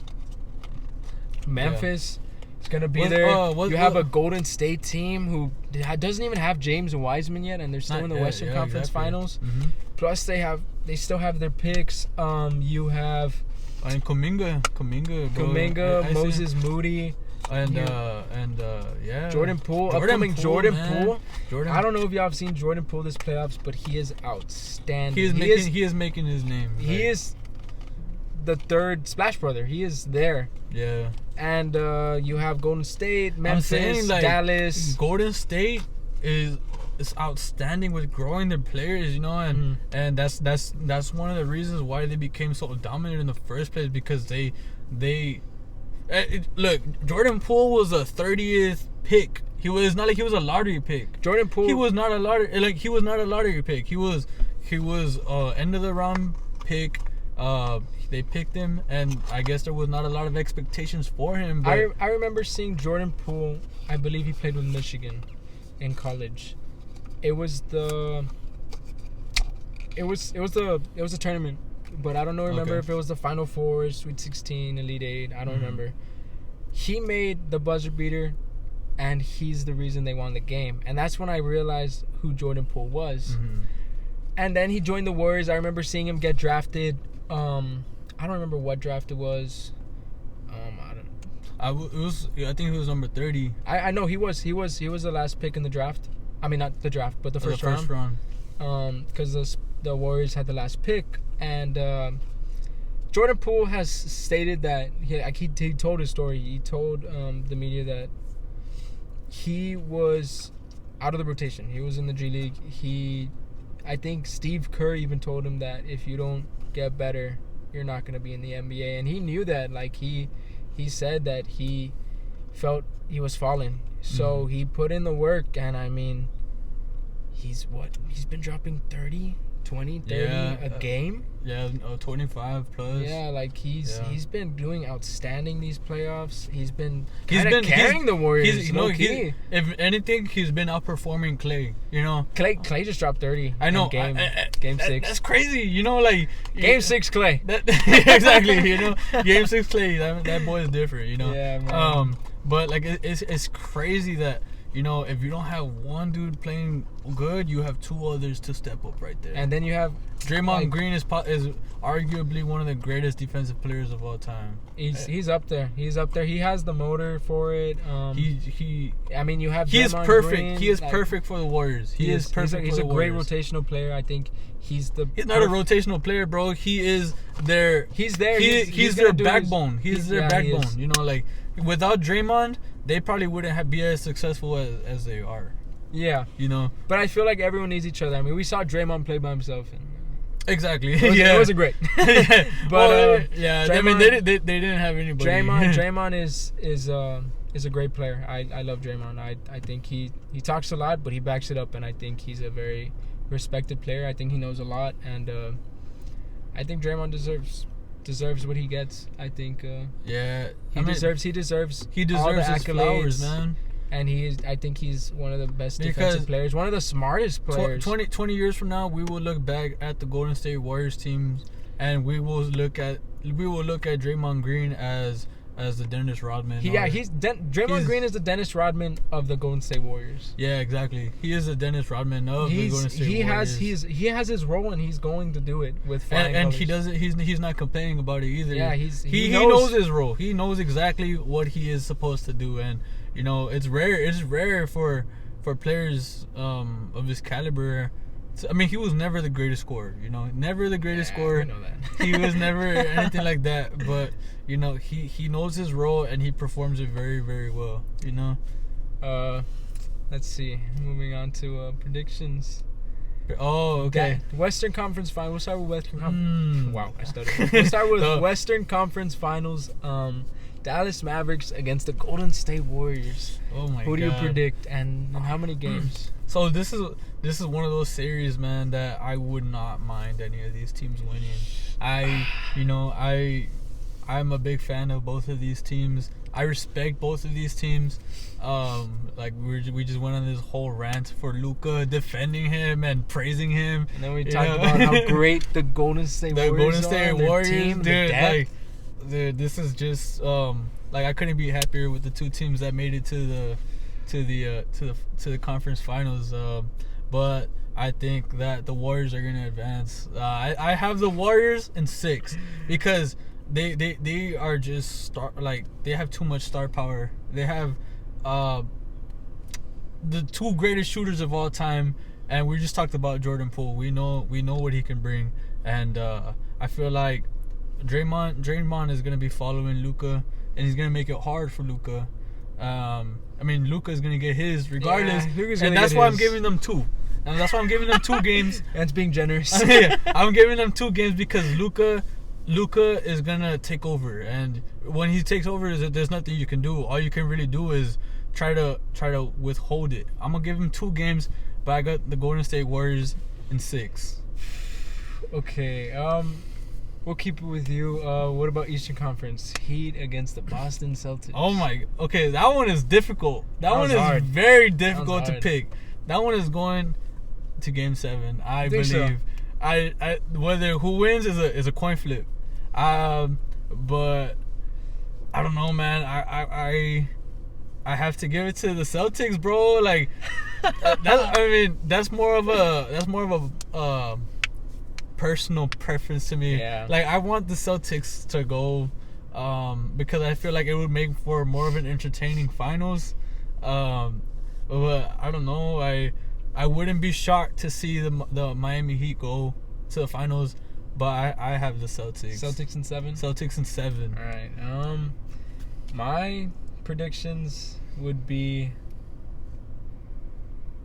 I think I have the same for the Western Conference Finals. Uh-huh. As much as I hate to say it, last year, everyone was kind of like counting the Golden State Warriors out. They didn't make the playoffs. I mean, everyone was injured. Klay Thompson's been injured the past 2 years, but he's coming up again. And Curry, he was injured. Yeah, he was out So for it was basically Draymond. season. It was basically just Draymond, and I mean, they missed the playoffs.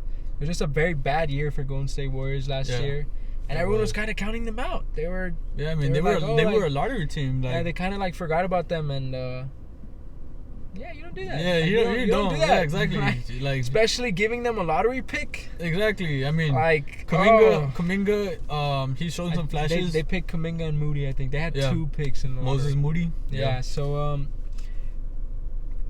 I said that they were probably making the finals this year, and I think I'm gonna keep that. I love the Dallas Mavericks. I just think that the Golden State Warriors' depth is too much for the Dallas Mavericks. Dallas Mavericks, it depends. The one key player for the Dallas Mavericks is Spencer Dinwiddie. Oh yeah, Spencer Dinwiddie went off in Game 7, and look at the score. Yeah, I mean, I don't want to count out the Dallas Mavericks either, but just for the fact that they made it this far, nobody. Okay, so before the season started or during the season, people were telling Luka, get out of Dallas. Get out of Dallas. You're never gonna win in Dallas. Like, they're holding you back, you know. Especially after the Kristaps Porzingis for Spencer Dinwiddie trade. Yeah. I feel like so many sports outlets said that was a horrible trade for the Dallas Mavericks, for them to not have a lot of, like a power forward as in Kristaps Porzingis. I think it was a great trade. I thought Spencer Dinwiddie was a great player since when he was with the Brooklyn Nets. He was a key component. And I think he's helped them get here, and I truly believe that they could easily make the finals. I think I'm saying Warriors in 6, but I would not be mad if the Dallas Mavericks make the finals. I mean, I'm a Dallas fan, and I think Luka Doncic and Spencer Dinwiddie with Reggie Bullock, Jalen Brunson has been just killing it. I think they're a great match for the Golden State Warriors, just as the Memphis Grizzlies were. But I think Golden State, I was saying 7.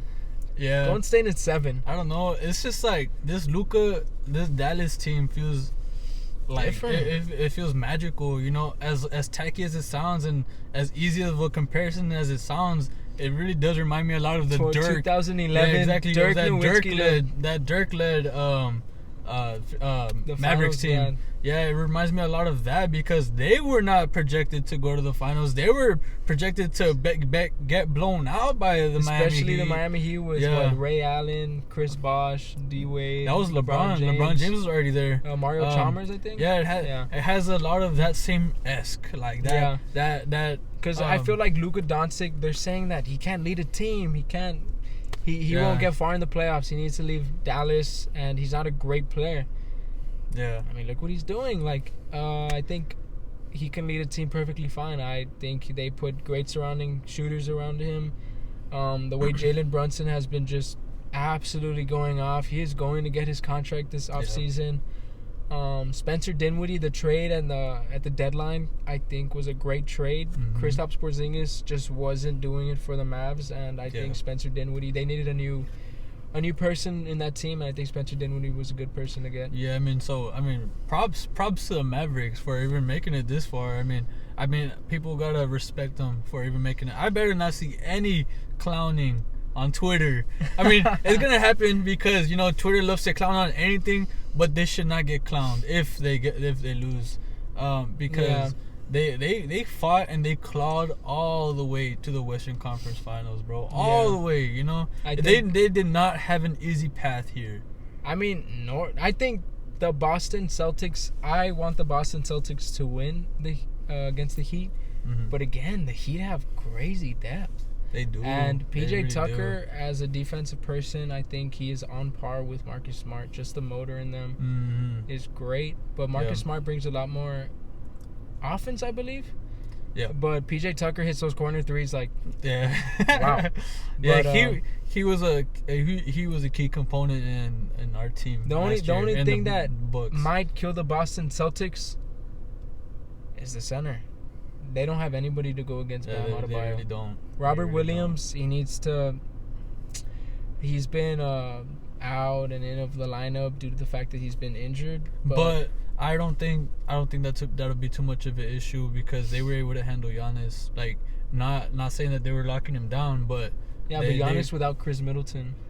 Yeah, true that. You have Jimmy Butler, Tyler Hero, Bam Adebayo. Kyle Lowry is out for Game 1, which is it's a huge loss for them because Kyle Lowry is a great facilitator, but you have Victor Oladipo. Yeah, Victor Oladipo, man. I don't know why they haven't been playing him a lot. I mean, he was getting good minutes in the. I think he didn't play it the entire first series.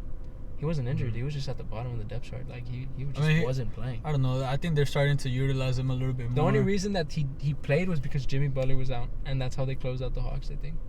Yeah. Something like that. I don't remember, but Victor Oladipo. I'm not sure what's going on with him. I think he's a great player. I think he's a very great player. Especially he's had unfortunate injuries, but I think he's a great player. Yeah, exactly. My prediction personally, it sucks to say, but I have the Heat in 6. The Heat in 6? The Heat in 6? Yeah. What? I think their depth is just too much for Jason Tatum, Jaylen Brown, Marcus Smart. I think.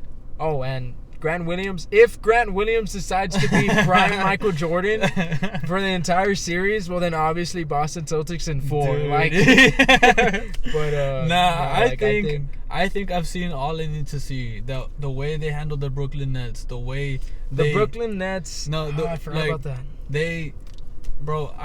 I think they're legit. Like No, I know they're legit. I want the Boston Celtics to win. Yeah, they're legit.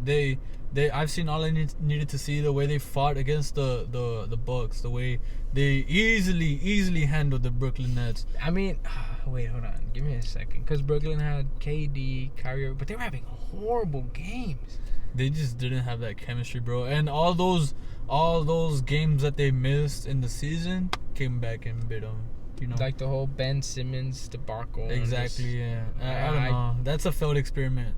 That is a failed experiment. And I don't think they want Kyrie Irving anymore. Yeah, Brooklyn has a thing with failed experiments, bro. With the whole big three with KG. You remember Paul Pierce, Kevin Garnett, all that stuff? Yeah, I remember that. That was... Yeah. I think they got a ring out of it, though. No, I think they got one ring. Who, the Brooklyn Nets? Yeah. Did they have one ring? They With the big won three? they won in the with the Oh, with Celtics, the but Celtics. they never won with Brooklyn. Oh, yeah, that's true. They made it to the playoffs one Talking year. about that 1 year that they won it with the Celtics. Did you hear about Rajon Rondo? What happened with Rajon Rondo? Apparently, he put a gun on his mom or like his baby mama. I What? swear, I've never heard. It was a report. It was a report today with Rajon Rondo. Rajon Rondo? Hold on, give me a second. Oh my Give me a god, dude! second, bro. What is wrong with all these athletes? I have another example after this. Hold on. I think you know what I'm talking about after like after this, but Give me a oh look, second. we have the same necklace. That's crazy. Moms, oh damn it, I didn't mean to click that. Hold on, moms, I saw it. Like I swear. What? That is wild, yo. One trade for every. I don't know. Hold on, let me search it up. Let me see if I can find it on Twitter. Rajon Rondo girlfriend. Rajon Rondo's girlfriend. TMZ reported Rajon Rondo put a gun on his longtime girlfriend and threatened to kill her. That was today? 5 hours ago. 5 hours ago. Yeah, I saw it. I saw it reported. I think it was by Shams. I don't remember what outlet. It was either Bro. Shams, Woj, or Bleacher Report. Dude, these these professional athletes are crazy, dude. But I don't know what's Like- gonna happen with Rajon. That was crazy. And but yeah, I sucks to say.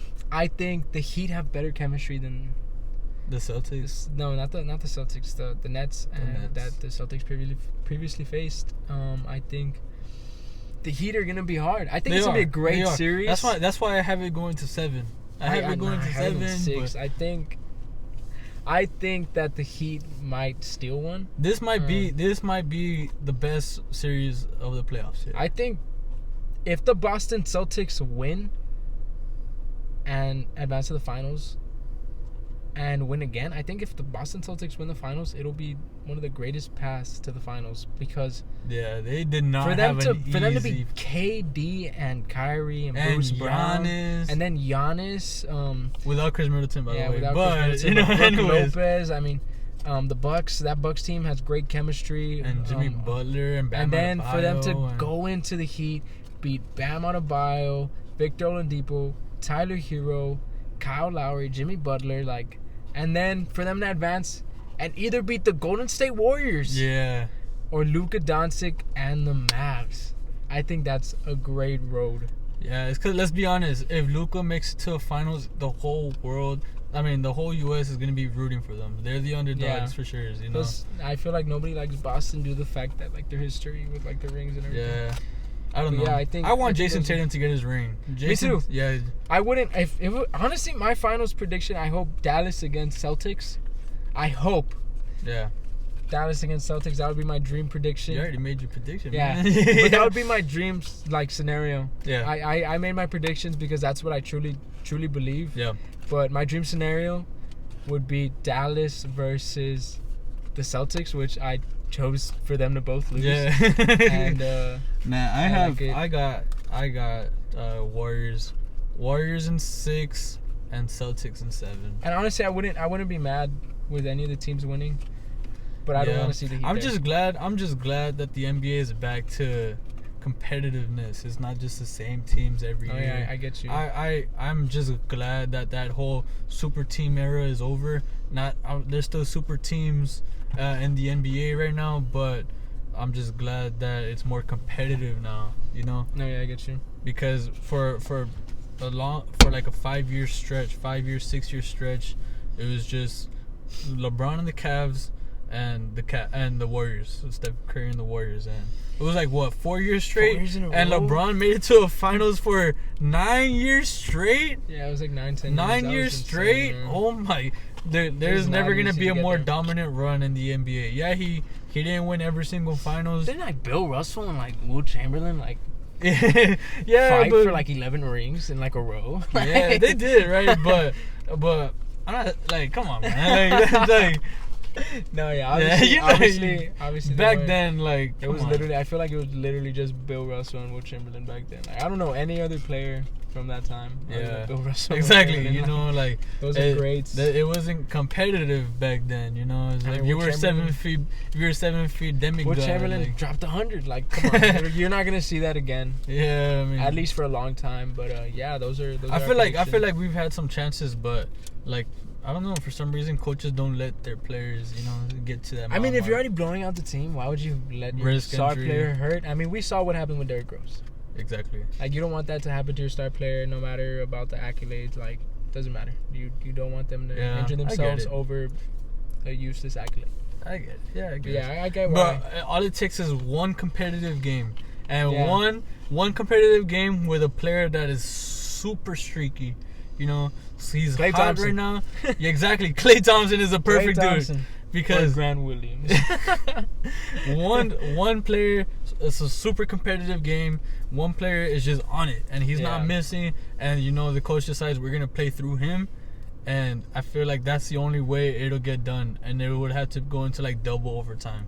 Yeah, I think I mean it's gonna be hard to drop 100 points Because- just casually. Like, I don't think. The closest we've gotten since Kobe's 81 was Devin Booker's what did he drop, 80? Some 73? Something like that? It was 70. He didn't pass Kobe. Yeah, he never passed Kobe, but that was the closest we've gotten since then. And that was because That was they were getting blown out. They were getting blown out. Yeah, the Phoenix coach, he literally just let Devin Booker do his thing. They were literally just giving it to Devin Booker, and a lot of NBA and the media and the players even said, like, I've never seen someone be so happy to lose. Like, Yeah. Like, I remember so many people were out here like on his neck for that, but yeah, I don't think. Yeah, that's the anyone's coming closest close. thing we'll ever get to 100. I'm not like I think it's possible, but it's gonna have to be like the perfect, like all the stars have Everything's to gonna have to- align. yeah, everything's gonna all have the to align. all the stars are gonna have to align in order to get 100. you Yeah, know? but And we see that, like, what I think it was last year, 2 years ago, I forget what player it was, but he had like 60. No, it was Clay. Clay had like 60 in like in the third quarter. Yeah, it was Yeah. the third quarter. That he was Yeah, just- Clay had like 60 in the third quarter. because he dropped 37 in that one quarter. Yeah, he had like 60 in the. That wasn't last year. That was like 2-3 years ago. Yeah, exactly. Like it was Yeah. like 2-3 years ago. So I feel like Clay. Wasn't it a game 6? Huh? Wasn't it a game 6? game Clay? 6? Yeah, I think it was game 6 Clay. Like, it's. Game 6 Game Clay. 6 Clay That boy is greater than Michael Jordan. I'm sorry. Oh my goodness. Hey, Game 6 Clay. Game 6 Clay will not miss. But switching sports real quick. I'll talk about the schedules, the NFL schedules. Oh yeah, man. I'm excited for the NFL football schedules season. just got released. I am excited Um, because I like basketball, but football is my sport. Yeah, he's a big football fan. Football- We're in the same fantasy league. Yeah. So if anyone from our fantasy team is watching, we're gonna talk about a lot of fantasy relevant Yeah. players.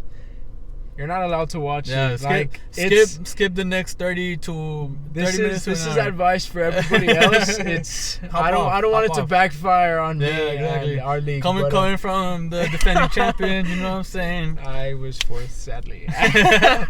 Okay, I'm the defending champion. I got 2 rings already. My- This is pretend there's rings there. My but drafts are always great, but I'd say that I always come out with the best draft. Like, I'm not trying to toot my own horn, right? But okay. So 2 years ago, I was second place, right? 2 years ago, I was second place. The year before that, I won the championship, and this year I won the championship. And I really don't make that many trades. So my team primarily is just the people that I draft. yeah. And I draft a lot of the breakout stars, you know.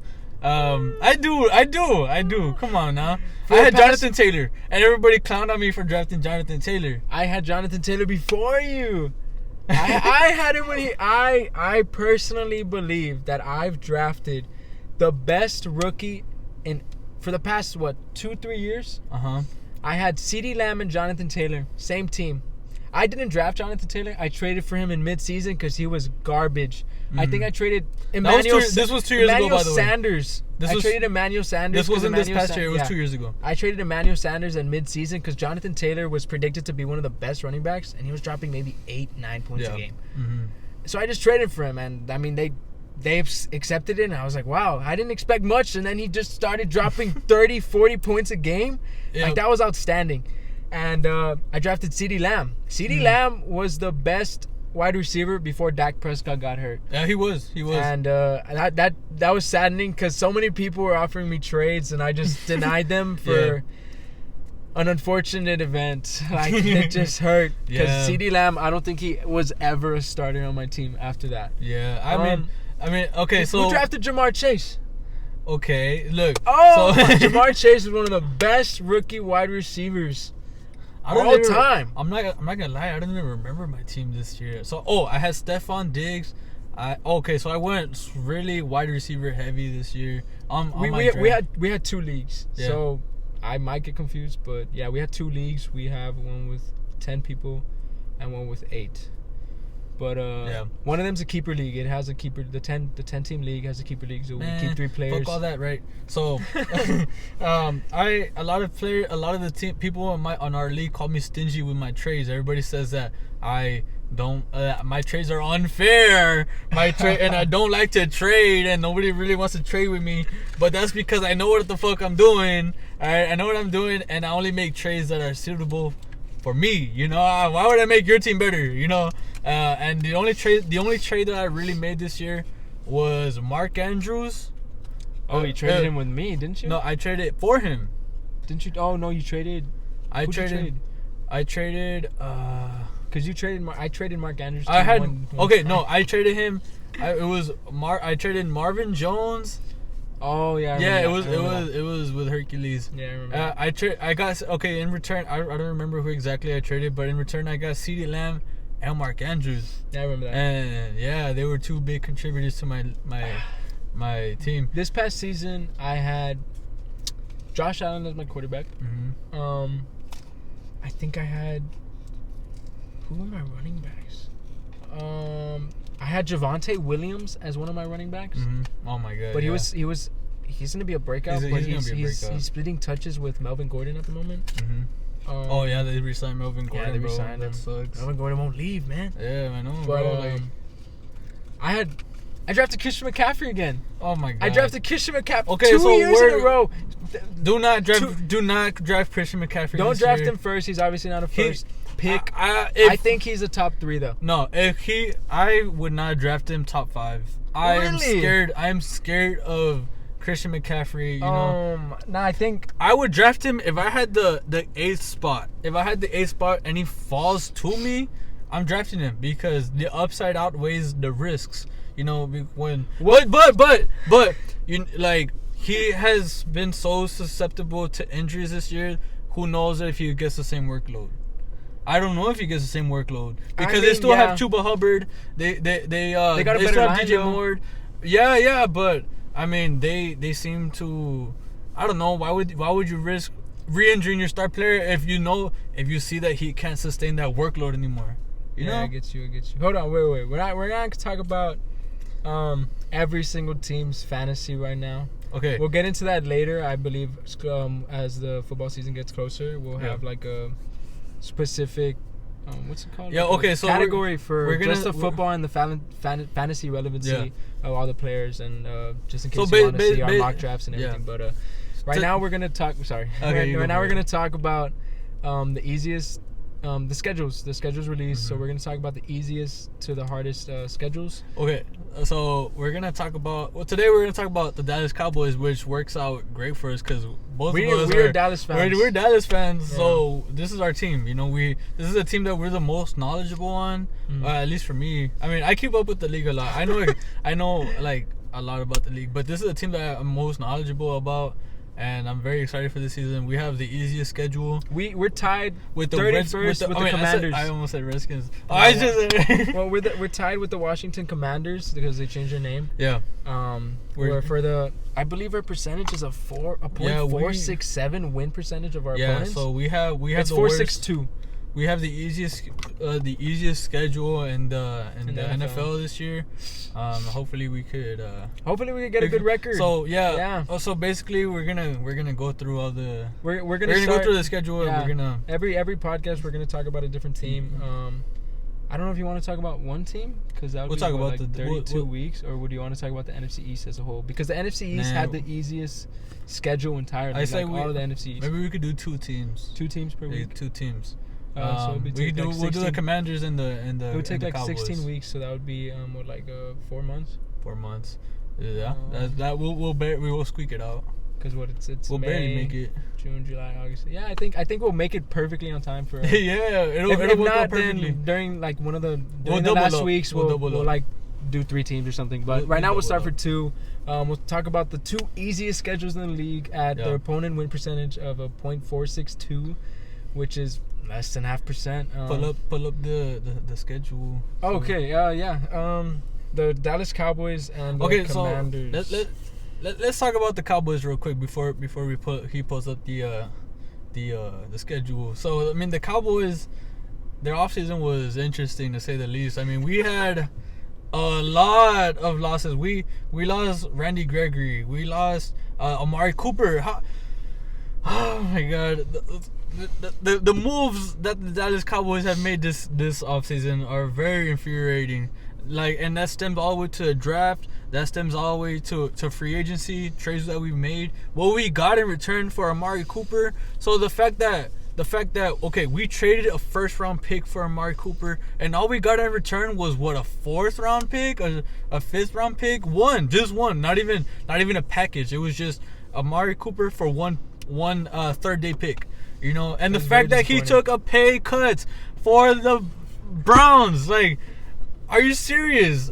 That whole thing is just a mess. I understand we traded him to make cap space, but the fact that he took a pay cut and with the Browns, like, and he wanted to be a Cowboy. He wanted to be a Cowboy. That You know, was you very watch your disappointing. you watch his interviews, and he talks so fondly of the team and how he feels so special here. Like he loves the fans, and that's cliche for players to say that, but you could genuinely tell that Even when he was a wanted to Brown, be like here. even when he was a Brown, he was like, oh, like with the Cowboys. I mean, Yeah, I can't say anything. He wasn't rude or anything. Like he wanted to be here. And, he it seemed- sucks that we traded him. He seemed disappointed. I mean, you know, in the press conferences, you're not gonna make it And- noticeable that you are disappointed. But I feel like a part of me a part of me knows that he wanted to stay a Cowboy. Yeah, and for the fact that we did it for cap space, and then we didn't get spent anybody.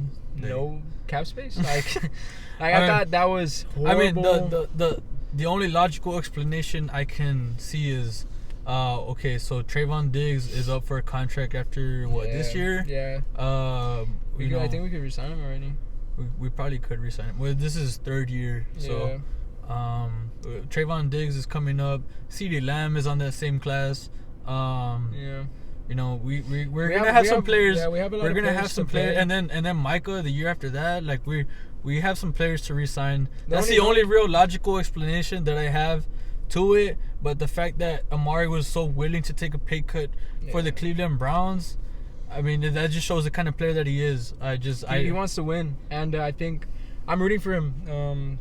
In the Browns, I mean, they just traded for Deshaun Watson. And I think don't they're even- gonna be a better team, but yeah. Look, don't even get me started with the whole Randy Gregory situation, right? So, you know the story behind the Randy Gregory situation, right? The fact that they just like that they offered him like a low bar or something. And So, then basically- he had like one incentive or something. So basically, it went like this. So they had came up with an agreement, right? Randy Gregory had agreed to a contract, and you know that it was basically a done deal. The official Cowboys page even announced like we have re-signed Randy Gregory, and you know everybody thought, okay, Randy Gregory's coming back. 30 minutes later, Randy Gregory signed with the Denver Broncos. Like, what? Are you serious? Yeah. And everybody was confused. And at first, everybody was coming at Randy Gregory like, "Oh, how could you do this? Like, you lied," or like people were just coming at Randy Gregory like you're a cancer to his locker room or something like that. But when the real news came out, like what happened, oh my God, like it's such an embarrassment because so he was ready to sign that contract. And I guess they overlooked it one more time, and they had switched the stipulations of the contract, you know. So they made it harder for him to get his money, or you know something like if he gets suspended, they void like his contract. I don't know the exact details. It was for smoking Yeah, weed. I don't know the exact details, but they were trying to lowball him. They were trying to really pull a fast one on him. Yeah, they're trying to screw him. Yeah, they switched the stipulations like out of nowhere and last minute, like hoping that he wouldn't notice, you know, and that rubbed him the wrong way. It would rub anyone the wrong way, but like the fact that Randy Gregory debatably played way better than DeMarcus Lawrence, you know. DeMarcus Lawrence was injured for a lot of the year, but I understand that, but Randy Gregory did have some like sparks, like he had moments. Yeah, exactly. Like he was a perfect 1-2 punch with Micah, you know. He was, and I mean, he outperformed D-Law, and he was arguably our third best defensive player, if not second. Like, I mean, I wasn't too saddened by the Randy Gregory news. I was fine with letting him go because he did take a huge chunk of our money, and I feel like it's gonna cost us.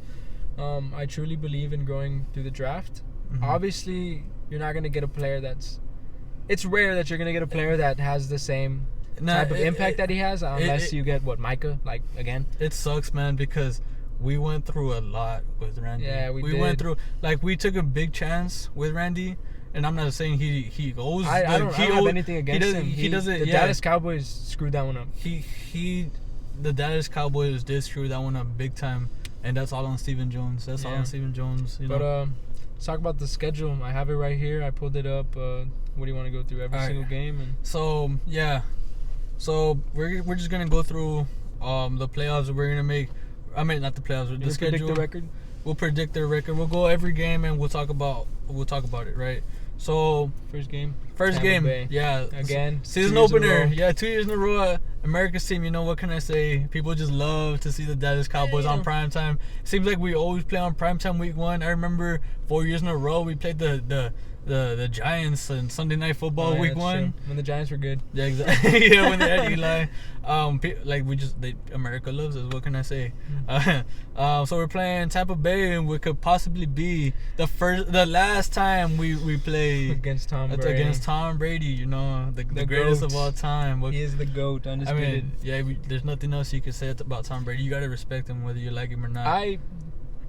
Okay, let's just we'll just go through the schedule first. We're gonna go on a tangent. Yeah. We'll just go through the schedule first, and then we'll predict the Cowboys record. Okay, I'll go first, and then you go second. So that way we can compare. All right.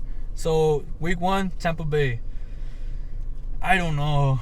That's hard because I can see them winning. I can see them losing. But right now no, those are the only 2 choices. No, come on, bro. Okay, all right, tee up. So I have them losing this game, bro.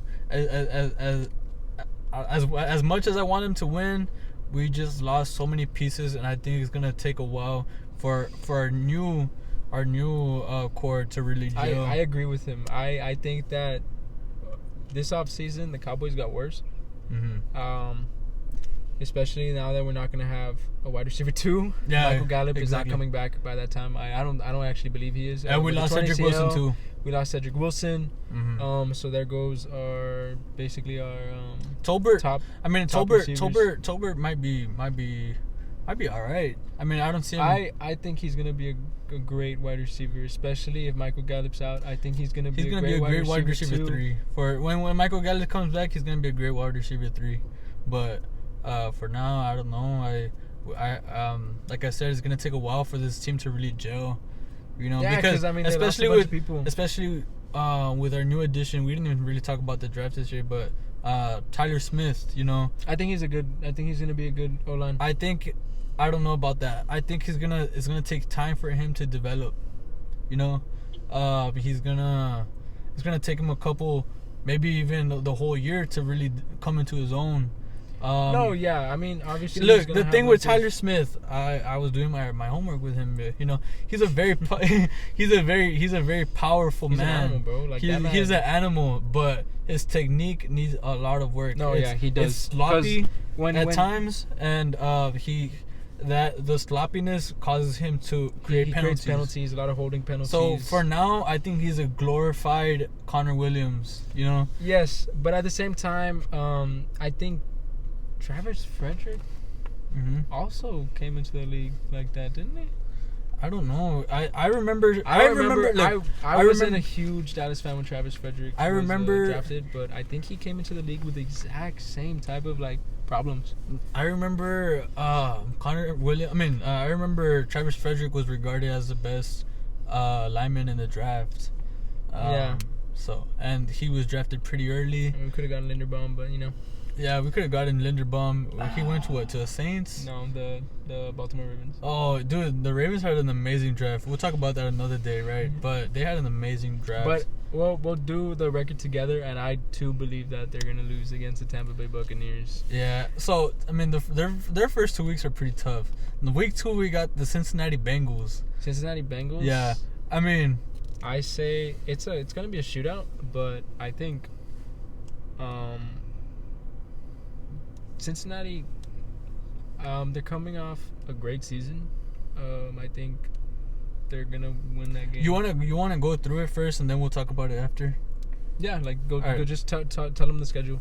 Okay. No, we'll say the name, and then we'll say the winner lose, and then after we'll just talk about it. Yeah, I get you. All right. So Tampa Bay, I have them losing.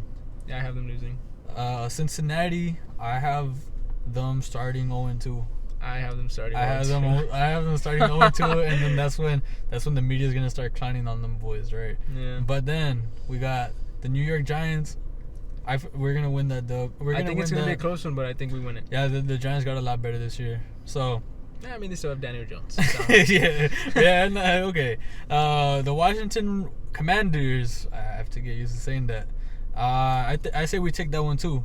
They got better as well, but they didn't get as good as us. Oh, real quick, rest in peace to Dwayne Haskins. Rest That in was peace. a really sad death, but yes, rest in peace to him. rest in peace. My He was really condolences young to and, his family, and Sorry about that. the whole thing was just tragic, man. Yeah, That whole thing was just it tragic. really hit. Like it, I felt really sad when I heard the news, but rest in Exactly. peace to him. But Anyways, I think yeah.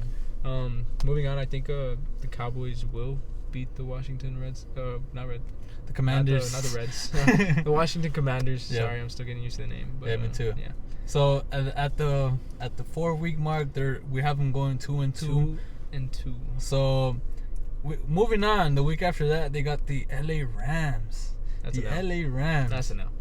I don't know. No, I think that's a No, no. that's a they, no. they're the Super Bowl That's a- champions, yeah, and they just signed Allen Robinson. Allen and Robinson and They signed the Bobby Wagner. they signed Bobby Wagner. I They forgot signed the about that. best free agents. Like, Yeah, dude. Everybody wants to go to LA. like, come on, man. Like they got better, and I think Cooper Kupp is just gonna keep terrorizing the Cooper league. Kupp is that guy. I Cooper had is that Cooper guy. Kupp in fantasy, by the way. Nobody cares. Yeah, Cooper Kupp is that guy. So moving on, the Philadelphia Eagles, which a lot of people actually have them winning the division. A lot of people have the Philadelphia Eagles winning the division. That's gonna be a good game. The Philadelphia Eagles got better, adding AJ Brown. And Nah, I hate the Philadelphia Eagles. Damn. So, so I'm gonna give this one to my boys, the Really? Dallas Cowboys. I'm not. I hate. I don't hate the Philadelphia Eagles. But I don't like them either. Like I just don't. I don't think we lose to the Philadelphia Eagles. I Think so, too. it's a 1-1 record. I hate. I think the it's a 1-1. Cowboys. I mean, I hate the. I think it's a 1-1 I record hate throughout the the season, Eagles. but I'll give that one to the Cowboys. I think the Cowboys will go a little streak for this following weeks after Yeah. the Rams So game. these next three games. So I mean, from Philly to After Chicago. Philly, we go to. So after Philly, we got Detroit. that's which gonna be a good game. Detroit. They improved a lot, and Adding even Jameson Williams. even last year they were not a bad team at all. Detroit- They just had unfortunate events that happened at a lot of the end of the games. You know? very So young team. last year, it took the Baltimore Ravens for Justin Tucker to break the all-time field goal record to beat him. You know, I think the Detroit Lions will be on the borderline of making the playoffs. especially with probably one of the weakest conferences that we've seen in the NFC North in years. I mean, they're not as strong as they were in past years. Going down. Vikings, Packers losing Chicago, Devontae, and Chicago Packers. just not adding They anybody digress. for Justin Fields. Yeah, They're just letting him regress. die. Yeah. No O-line. But I think it's gonna be a good game. I think Detroit. It will be a fight to the finish, and I think Detroit has a chance of winning. But I do take the Cowboys on this one. I think the Cowboys will win this one. I have them winning too. Then moving on, they have them playing the Bears. Chicago Bears. I hate the Bears. Hate 'em. Really? I hate the Bears. I have no problem against the Bears, but I mean the Cowboys should win this game. I If we hate the lose Bears this so game- much. I hate the Bears so much that I was rooting for the Eagles when they played Why the do you hate Bears. the Bears so much? Bears in the playoffs. Why do you hate the Bears so much? I was happy that they had the double doink. No, but why? Like why? What did they ever do to you?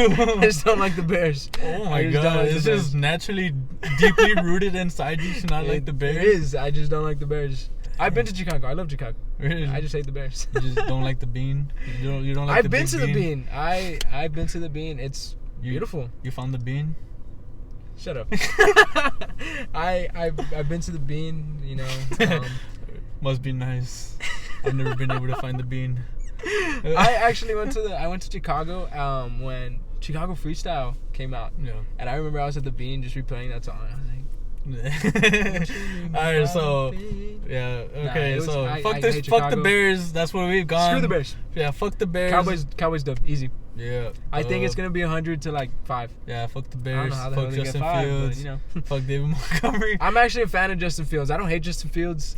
I just hate the Bears. Okay, yeah, they're okay. Anyways, moving on. We have a So we bye. have a bye week, and then after that we have so it's an NFC North streak, right? So we Yeah. got the Green Bay Packers right after that, which I might go to that game. I think we So lose. if you are a Packers fan, fuck you, man. I we're think we gonna. lose. I think we lose.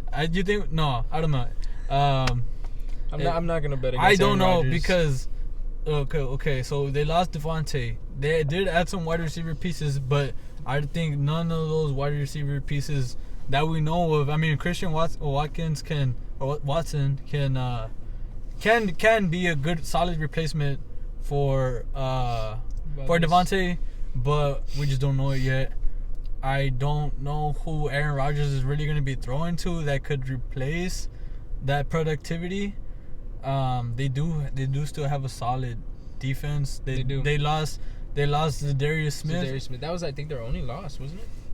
Yeah, but I mean But they had a overall- pretty solid draft. Like a lot of people hated it because they didn't go wide receiver. Yeah, they didn't go wide receiver round. first, but they never do, and they still get. I mean, They still Devontae got- Adams wasn't a first round. Yeah, wide receiver. they find a lot of talent in the second, third rounds. But for yeah, wide I receiver, didn't fault so. them. I wasn't actually surprised by that. Surprisingly, the media was for some reason. Yeah, I have no mean- idea. I mean, I they mean, should know about They can't. football. They can't fault them because all the top 6 receivers were already off the board. I mean, So it was why a reach? heavy wide receiver draft. Yeah, so, but they yeah. shouldn't. Like you can't really blame them. They Yeah, did so- the smart thing by not reaching. But Anyways, I do we're think going the off on a Cowboys, tangent. I do think the Cowboys lose that one. I have them winning. Okay. I have us beating the Green Bay Packers. So what would that be by that week? What do you have the record as? What? That's 4-3. 4-3. something so like have them that? 3-4, I guess. Yeah, you'd have them 3 'Cause and what 4. week is I'd that? have them 4-3. What week is that? So that's 1. Okay, so 1, 2, 3, 4, 5, 6, 7, 8, 9. 9. That would be the 10th game though for the Green Bay. No, okay. So you 10. need. Wait, 2, 1, 2, 2, 2, 2, 3, 3, 3, 4, 3, 5, 3, 5. I'd have them 6 and 3. Yeah, I'd have them same 6 and 3. You'd have them 5 and 4. I'd have them 5-4. Somehow I only have 9 games played yet. 10 games played With yet. a bye week, dog. Oh, that's true. It's week 10. Yeah. Yeah. So and then after that, the Minnesota Vikings roll into. Well, no, we're going into their house. I think we win that game. I think we win that game too, Yeah, pretty they- easily. Unless Justin Jefferson decides to go out for maybe, I don't know, like 300 yards. I like think Randy Moss. I think that game would have get a lot of coverage because of CeeDee Lamb versus Justin Jefferson. Yeah, I mean, considering we beat them with who was it? Like a It second, was third string? Andy Dalton. No, we beat them with someone else. Andy Dalton was injured. Oh, it was I don't know. It was this past year, wasn't it? Or 2 years ago? No, 2 years ago. Oh, yeah. When CD made their like crazy ass crash. No, yeah. I think we'll beat them. Yeah, I think we beat them too. Now after that we're playing the New York Giants again, but this time That's in a dub. Dallas. That's a dub. I don't know, bro. Why would we lose again in Dallas, but not in New York? I don't know. Like Dallas just has those games. Dallas tends to always have those weeks where they just don't show up. I think we always show up against our rivals. Mm-hmm. As of late, we have. Yeah, I think we beat them. Yeah, I don't think Daniel Jones is the answer. Sucks because I was kind of like a Daniel Jones. I wasn't a fan of him, but I was kind of hoping for him. Because, I mean, they reached on him and everyone was giving him really bad media coverage. I will never root for a divisional rival. I don't know. I don't know. I am praying for all of their downfalls. I am praying for all of their downfalls. Really? Every single one of them.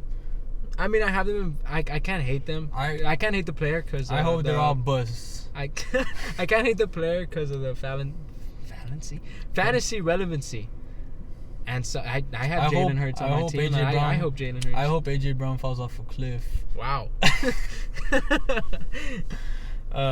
No, yeah. The Colts. That's an L. No, that's a dub. No, Jonathan Taylor is gonna destroy our defense. We do not have a good run defense. No, that's a dub. I think that's a really. Dub. I think that's a dub. I think that's an L. So. Oh, okay. They got Matt Ryan. They do have Matt Ryan. And you still think that we're gonna beat them? Yeah. Interesting. I know that the Cowboys win like one hard game a season. Oh yeah, and then like one game that we didn't think that they would win. And then this is always what happens. We win a hard game or a game that we're projected to lose, and you know Dallas Nation just goes wild like oh we're gonna win the Super Bowl. That like, time when we beat the Saints, yeah, it was like a score of like 6-9 or something. With Jalen Smith. Yeah. Jalen Smith, that was the year that he broke out, I guess. Yeah. And you know. Everybody thought like, oh, he's in the next reincarnation of Jesus Christ or something like that. You know, Jalen Smith was that guy that year. And bro, we played our hearts out that game. I remember our defense was flying everywhere. Insane. Dude, that year our defense was actually insane, which is crazy because that year our offense was the one holding us back. Yeah, because everyone was injured, wasn't there? Yeah, we didn't have a good offense. I'm not too sure what happened. It was Jason Garrett, Jason Garrett was there, and our play calling was questionable. Anyways, I think we lose against the Colts. I think we win that game, to be honest. Yeah, it was nice. And then this like couple stretch is a pretty easy stretch. We're playing the Houston Texans. Dub. That's an easy dub. Easy dub. David Mills is gonna have a great second year, but yeah. I think they get rid of him after this year, to be honest. I think they gave up on him especially because this next draft class of quarterbacks is pretty good. I mean, CJ Stroud, what if he does great Bryce this year? Young, yeah, but but what if he doesn't?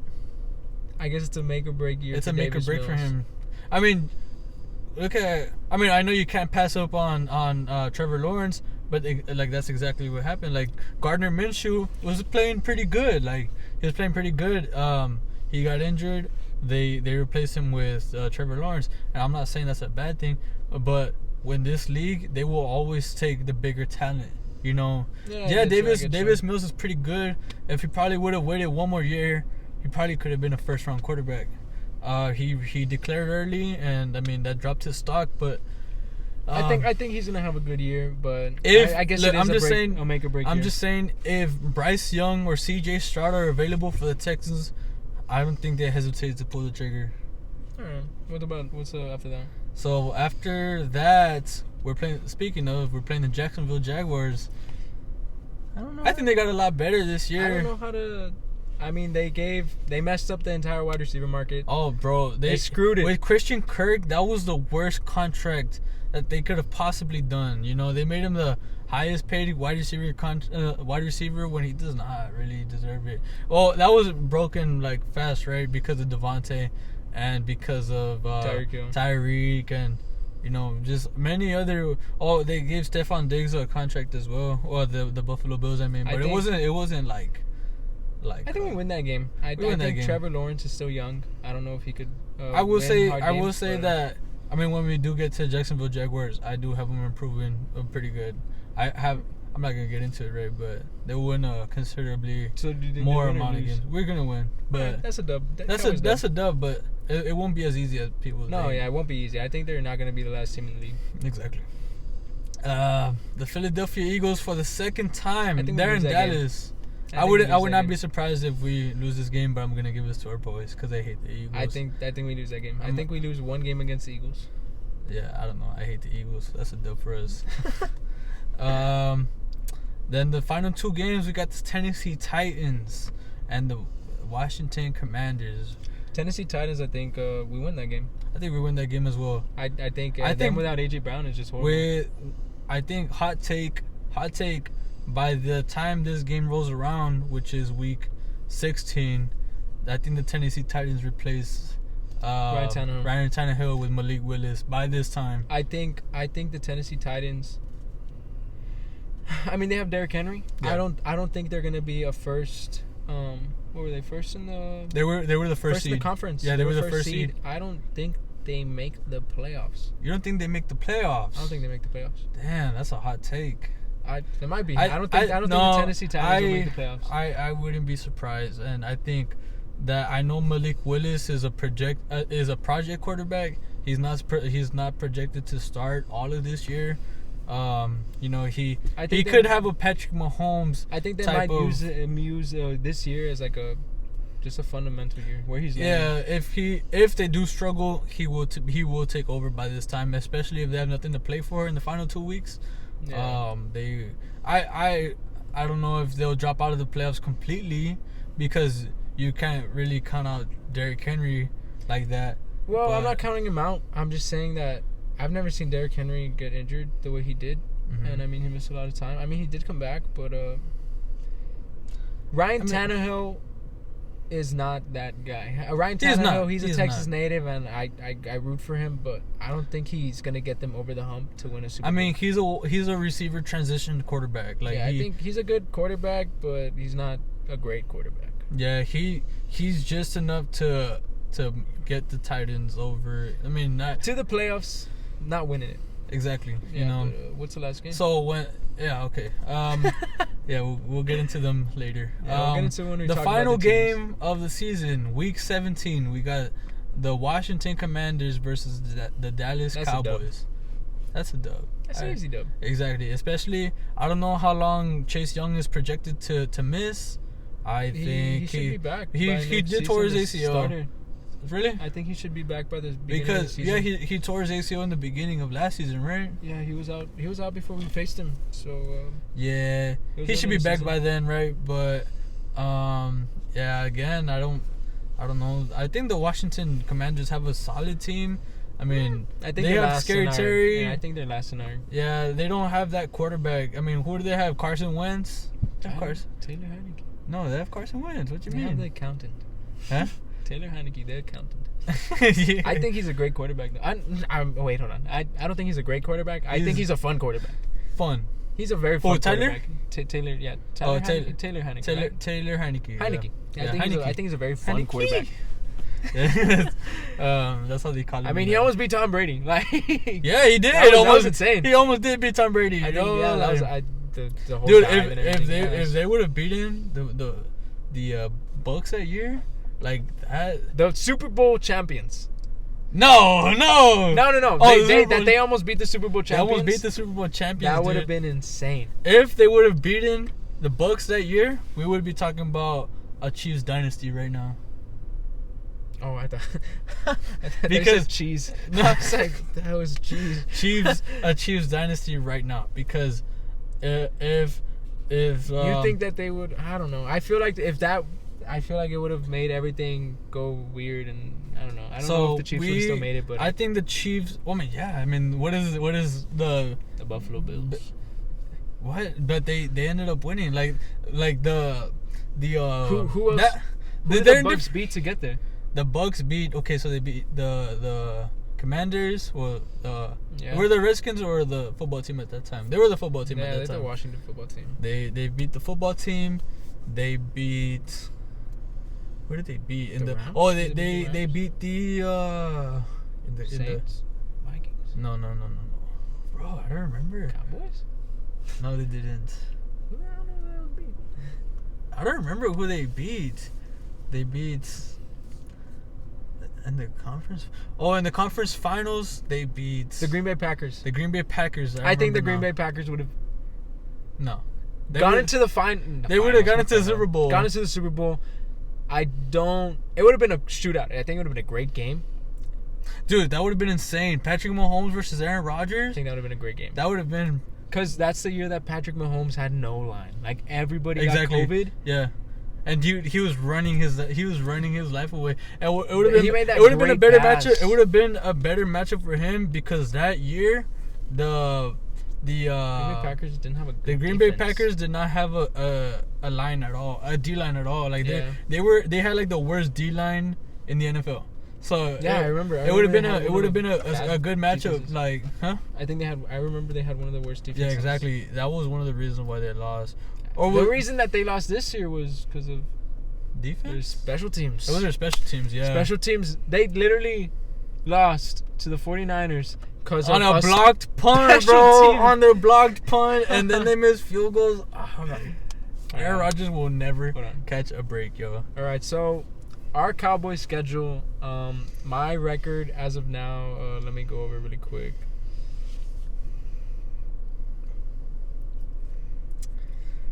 I don't know, man. This should be a fun year, though. This should be a very fun year. A lot of transactions happened this year. Yeah. A lot. We'll talk about that right now. Actually, we'll just get through this real quick. We've been recording for a while. Yeah. I have them losing 6 games. And how many? 17 games? 17 games. So 11-6. That's not bad at all. Yeah, it's not actually that bad. I feel like I had them losing. I thought you had them losing more too. Yeah, I don't know why. Alright, let me see, man. Yeah. You have them going 11-6. That's not bad at all. I feel like that's too good. I don't think we're gonna go that good. You have to remember we do have the easiest schedule. Yeah, in that's the- true. We have the easiest schedule. Yeah, I don't know. I thought I projected them to lose 2, more, but I mean, he projected them to basically go like a perfect season. Oh my god, dude. I think you probably 4, chose like 5, 13 and 4. 6, 7, 8, 9. Yeah, I had him going like 13 and 4. How many weeks are in total? It's 17, right? 17, yeah, I think it's 17 weeks. 18 weeks if you're counting the bye, but Yeah, 17 games because they raised it last year. So yeah, you have Yeah, them going 13 and 4. I'm a very biased Cowboys fan. if y'all can't tell, I'm a I had them very going biased. 11 and 6, 10 and 7. I think that's not their floor. I feel like their floor, because look, I'm gonna be real. They have some games here that they could lose, like some very winnable games that they could lose. So I give them some against the Eagles that they could lose one. They could split some with those. They could lose possibly against the Detroit Lions if the Detroit Lions live up to expectations. They don't have any expectations. They don't have it. Well, I think real football fans know that like they're gonna improve. No, I feel like if you didn't watch the Detroit Lions, Yeah. DeAndre Swift was my second running back. Yeah. If you didn't watch the Detroit Lions, they lost almost every single game Mm-hmm. by a single score. Yeah, and they played to the end. I think they were a great team. there's a lot of losable games here that we did not give them, like the Tennessee Titans. We're writing them off so easily, but they could very easily still be that guy. Because they have Derrick Henry. They perform very well in the regular season, but for some reason they could never make it happen in the playoffs. I mean, the one year, I think it was a 2020 that they Ryan Tannehill did pretty good. But then again, there are some games that I feel like the Cowboys I think will they're just rise. undisputable, like that the Cowboys will win. There are some games that like if the cards go right, we could win. I mean, I wouldn't be too surprised if we beat the LA Rams. I wouldn't be too surprised. I'd be extremely surprised. You think so? Yeah, I don't think our defense got better considering we don't have a cornerback after Kelvin Joseph's stuff. Yeah, and I don't know. I don't see us beating Tampa because they only got better. Like they never seem to lose any of their pieces. Like they always. I think I see the Cowboys beating Tampa more than I see them beating the Rams. I mean, last year we played them really well. But last year we had a better team. Last year we did have a better team. Last year we played them really well. I mean, we did re-sign Jaron Curse, who was a big part of that game. Yeah. So, I don't know. Yeah, but right I now I think their floor realistically is 9-8. 9-8 is their floor. like Their every ceiling, year. yeah, 9-8 is their floor. Their ceiling is 13-4, and the realistic prediction is 11-6. Yeah, mine. Like yours. Mine. Yeah, yours is a realistic. I'm more of an optimistic Cowboys fan. So But for the Cowboys, I mean, if we talk about if we talk about fantasy relevancy, bro, I keep saying fallacy. What the hell? Fallon, you're a big Jimmy Fallon fan. If we talk about fantasy relevancy, Dak Prescott, he doesn't run as much anymore. Yeah. Starting with the He's not a quarterback, obviously, viable. but I mean, he is a viable he's a quarterback good. option. He's a good quarterback in an 8-team, maybe 10-team league. He's a good quarterback. He'll give you what you need. There will be games where, I mean, he won't have like 20 points. He'll have maybe like 15 or less, which I mean is decent. If you have a better, if you don't focus on quarterback as much and you have a better wide receivers, running backs, tight end. I feel like it just depends on how open they have the playbook. If they really open that playbook, bro, Dak Prescott is probably a top 5 fantasy quarterback. I If they open it up, I think he's a viable quarterback selection. yeah, I like he'll be like if they open up that playbook and really let him run that offense like to a potential it could be. He could be a top 5 fantasy quarterback, but I think he's Kellen Moore, like for some reason, I feel like he gets scared and really just like Kellen runs Moore conservatively. Kellen Moore is not what everyone thinks he is. He runs the playbook conservatively for some reason, and I don't understand why they see him as this magic, Like head coach, this offensive genius magician who was super. How do you call it? What's the word?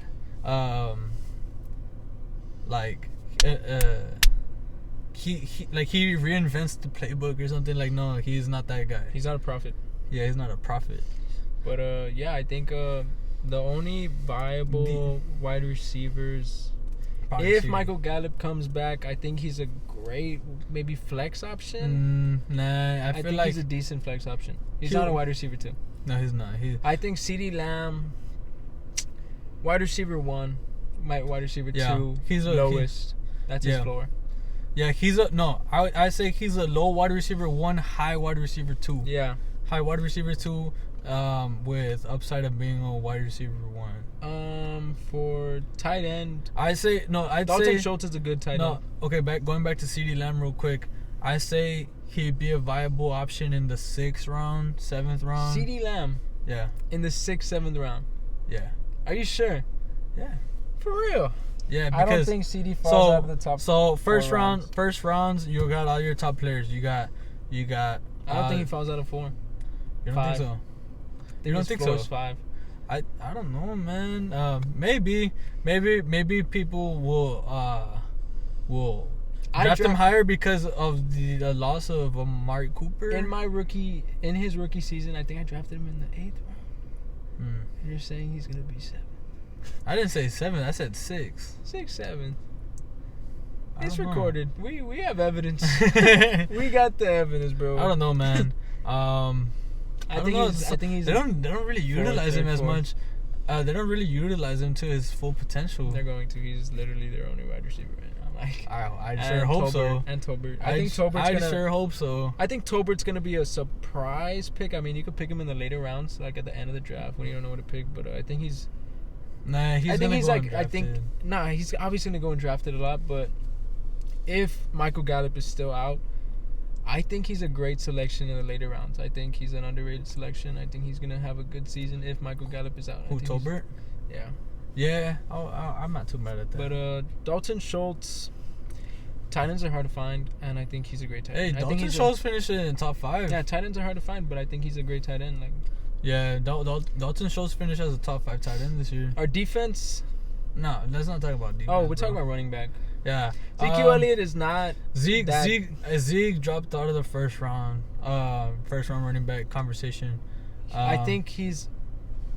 I think he's in the second round. I think he's drafted He's near a like a. yeah. And now I think he's drafted near like Cam Akers. I'm not too mad about that. Yeah, he'd be a solid second round. I think he's a third good round pick. running back too. I'm not too sure because I feel like they're gonna start utilizing Tony Pollard a lot more too. Yeah. And I mean, why wouldn't you? He's an outstanding running back. Yeah, I get you. For defense, I would say. I mean, defenses like you could draft. It doesn't really matter who you draft because. I never really draft defenses. Doesn't really matter who you draft as a defense.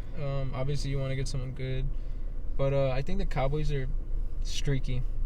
They are very streaky. Like if Trayvon Diggs and the Cowboys decide to have the most takeaways, then no. But I doubt it happens again. We are not gonna have as many takeaways this year because takeaways are hard to come by this year. I think that was a one-time thing. I don't think we'll get as many takeaways as we did last year. No, yeah, I don't think the Dallas Cowboys defense will be as high as it was. I think it was the first. I mean, I think defense. If anything, I'd rather Trayvon be more of a lockdown corner than a turnover machine. I'd rather him have like 2 picks in the year while only giving up like 400 yards. Yeah, I guess or rather than him getting 16 picks and 1,000 yards. Like, no, yeah, I get you. I'm not too sure. But I think that's it for the fantasy relevancy of the Cowboys. I don't think anybody else is fantasy relevant. Yeah, they don't have a kicker right now. I know. We're talking about the Commanders, but I think we got to wrap it up for this episode, don't you think? Yeah, I think we'll talk about the Commanders' schedule our next episode. Yeah. We just had a lot to talk about this. Yeah. We had a busy lot to talk about. Yeah, I think we're going to wrap it up. Talk about the Commanders next episode. We'll talk about the rest of the NFC East. I feel like we're missing something, though, aren't we? No, I mean, I'm looking at my notes, and that's all I had. We're not going to talk about this, so we're just talking about this. I think that's it, right? Yeah, I think that's it. One last thing. What do you think was the most surprising move of this offseason? What move really surprised you? One move that I wasn't expecting was on draft night for the Eagles to trade for A.J. Brown. A.J. Brown. As much as I hate the Eagles, that was an amazing move. That was an amazing move. Because they basically traded. They traded A.J. They traded what was it, Burks? Trevon Burks for A.J. Brown. Traylon Burks for A.J. Brown. Straight up. Another 5th round pick or something. Yeah, I'm not sure what that 5th round pick. I don't remember what the later round pick, but yeah. But yeah, I mean that was a solid move. I don't know, man. There was a lot of moves that I was not expecting. It was just one of the wildest off seasons in NFL history, bro. Crazy. I don't know. I think my A.J. Brown is on the same tier as Tyreek Hill. I wasn't expecting Tyreek Hill to be traded. I wasn't expecting it either. I kind of just assumed he would stay with the Kansas City Chiefs. Yeah, I don't know. I think the biggest trade, and probably the one that's gonna make the most impact next year, is Russ. Russ to the Broncos. Russ to the Broncos will make the Broncos relevant again. Russ to the Broncos is 2014 all over again when Peyton Manning went to Denver. Peyton Manning and we were talking. I think they were sharing conversations, sharing tips and stuff. I mean they did the schedule release together. Yeah.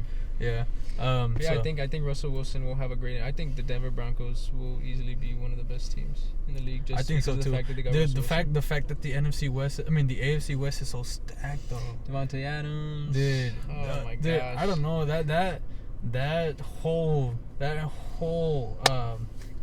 division is so stacked. It's gonna be fun to see. The fact that one of them is probably gonna miss the playoffs is so sad. So sad. I think it's gonna be the Raiders. The Raiders. Or actually, no, yeah, I think it's gonna be the Raiders. I think the fact that the Raiders have the weakest probable team of that division, so With like Darren it's all Waller, it's Devontae all you Adams, need to Hunter know. That's Renfrow. all you need to know. They still have Josh Jacobs. They still have a pretty good defense. Like Yeah, Wow. I just think it's gonna rely on the quarterback play, and they Derek yeah, Carr's an amazing Derek- quarterback, yeah. but when ranking him against Russell Wilson, Justin Herbert, and dude, those are three of maybe the top 5 quarterbacks in the NFL. Yeah, yeah, like Patrick Mahomes, and Derek Carr is a top 10 quarterback, iffy, arguably. arguably debatable. So 4 of the top 10 quarterbacks reside in the AFC West. Yeah, it's gonna be Wow. a fun division to see. That is but, that's a division that we need to keep an eye on. yeah, we're gonna keep you updated with football talk, basketball talk, and music as we did. Yeah, I think that's Yeah, I gonna think wrap we're it gonna up wrap it for up, the official episode 1 of the This one's Run the Base podcast. It's a little bit lengthy lengthier. one. It's a little bit lengthier than the first one. Yeah, it's a pretty lengthy podcast. So if whether you skipped forward or you made it all the way through, we appreciate y'all for listening in. Make sure y'all go ahead and hit that subscribe button. Like I Hit the said, we likes, really appreciate all the comment about suggestions and just a little, and let us know what y'all think. If you thought we said anything that if you we made agree with. mistakes, we're Yeah. happy if you correct us. Yeah, so. yeah, exactly. If we say anything that you agree with or anything that you disagree with, go ahead and leave it down in the comments. Like we said, we appreciate all the support. We appreciate all the feedback that we've been getting. So yeah, go ahead and Go ahead and leave us a comment, subscribe, obviously, and if you want to keep watching our content, go follow our TikTok. TikTok. Our TikTok's been doing pretty good. TikTok's been doing good. We'll probably link it in the description, and we're probably gonna put tabs just in case you want to skip through the video to like the for sure. NFL, It's NBA, music, stuff like that. It's a very, very lengthy. Yeah, it's a lengthy podcast. video, but yeah, I think our most of our videos are gonna be maybe like an hour, or a little bit more maybe, but I think it's gonna be an hour. This one was just very long. Yeah, because we had we a lot. went on a tangent. We had for a lot while, to but, cover with, and like we said, we're learning as we go. Yeah. So we appreciate everybody starts from the beginning. Yeah, we're barely starting, so if you're here from the beginning, we thank you so much. Thank you very much for appreciate just tuning in. Yeah, stay tuned for the ride. If you have any suggestions or just anything to help us get better, let us know in the comments, and we would greatly appreciate it. But yeah, I think Exactly. that's it for the first episode. Shout out to everybody that stayed stuck with us for this. If you long. watched this entire podcast, thank you so Shout much. out Homer. We appreciate you. Shout out Homer, the greatest basketball player of all time. But yeah, I know he wants to that- come on this podcast. So Homer, if you see this right now and you comment that you saw this right now, we will let you be in the podcast. If you see this part. But yeah, I think that's gonna be it for our first episode. But yeah, to like, subscribe, and thank you for tuning in. Run the base. Run the Base podcast is out for episode 1. Thank you. Yes, sir.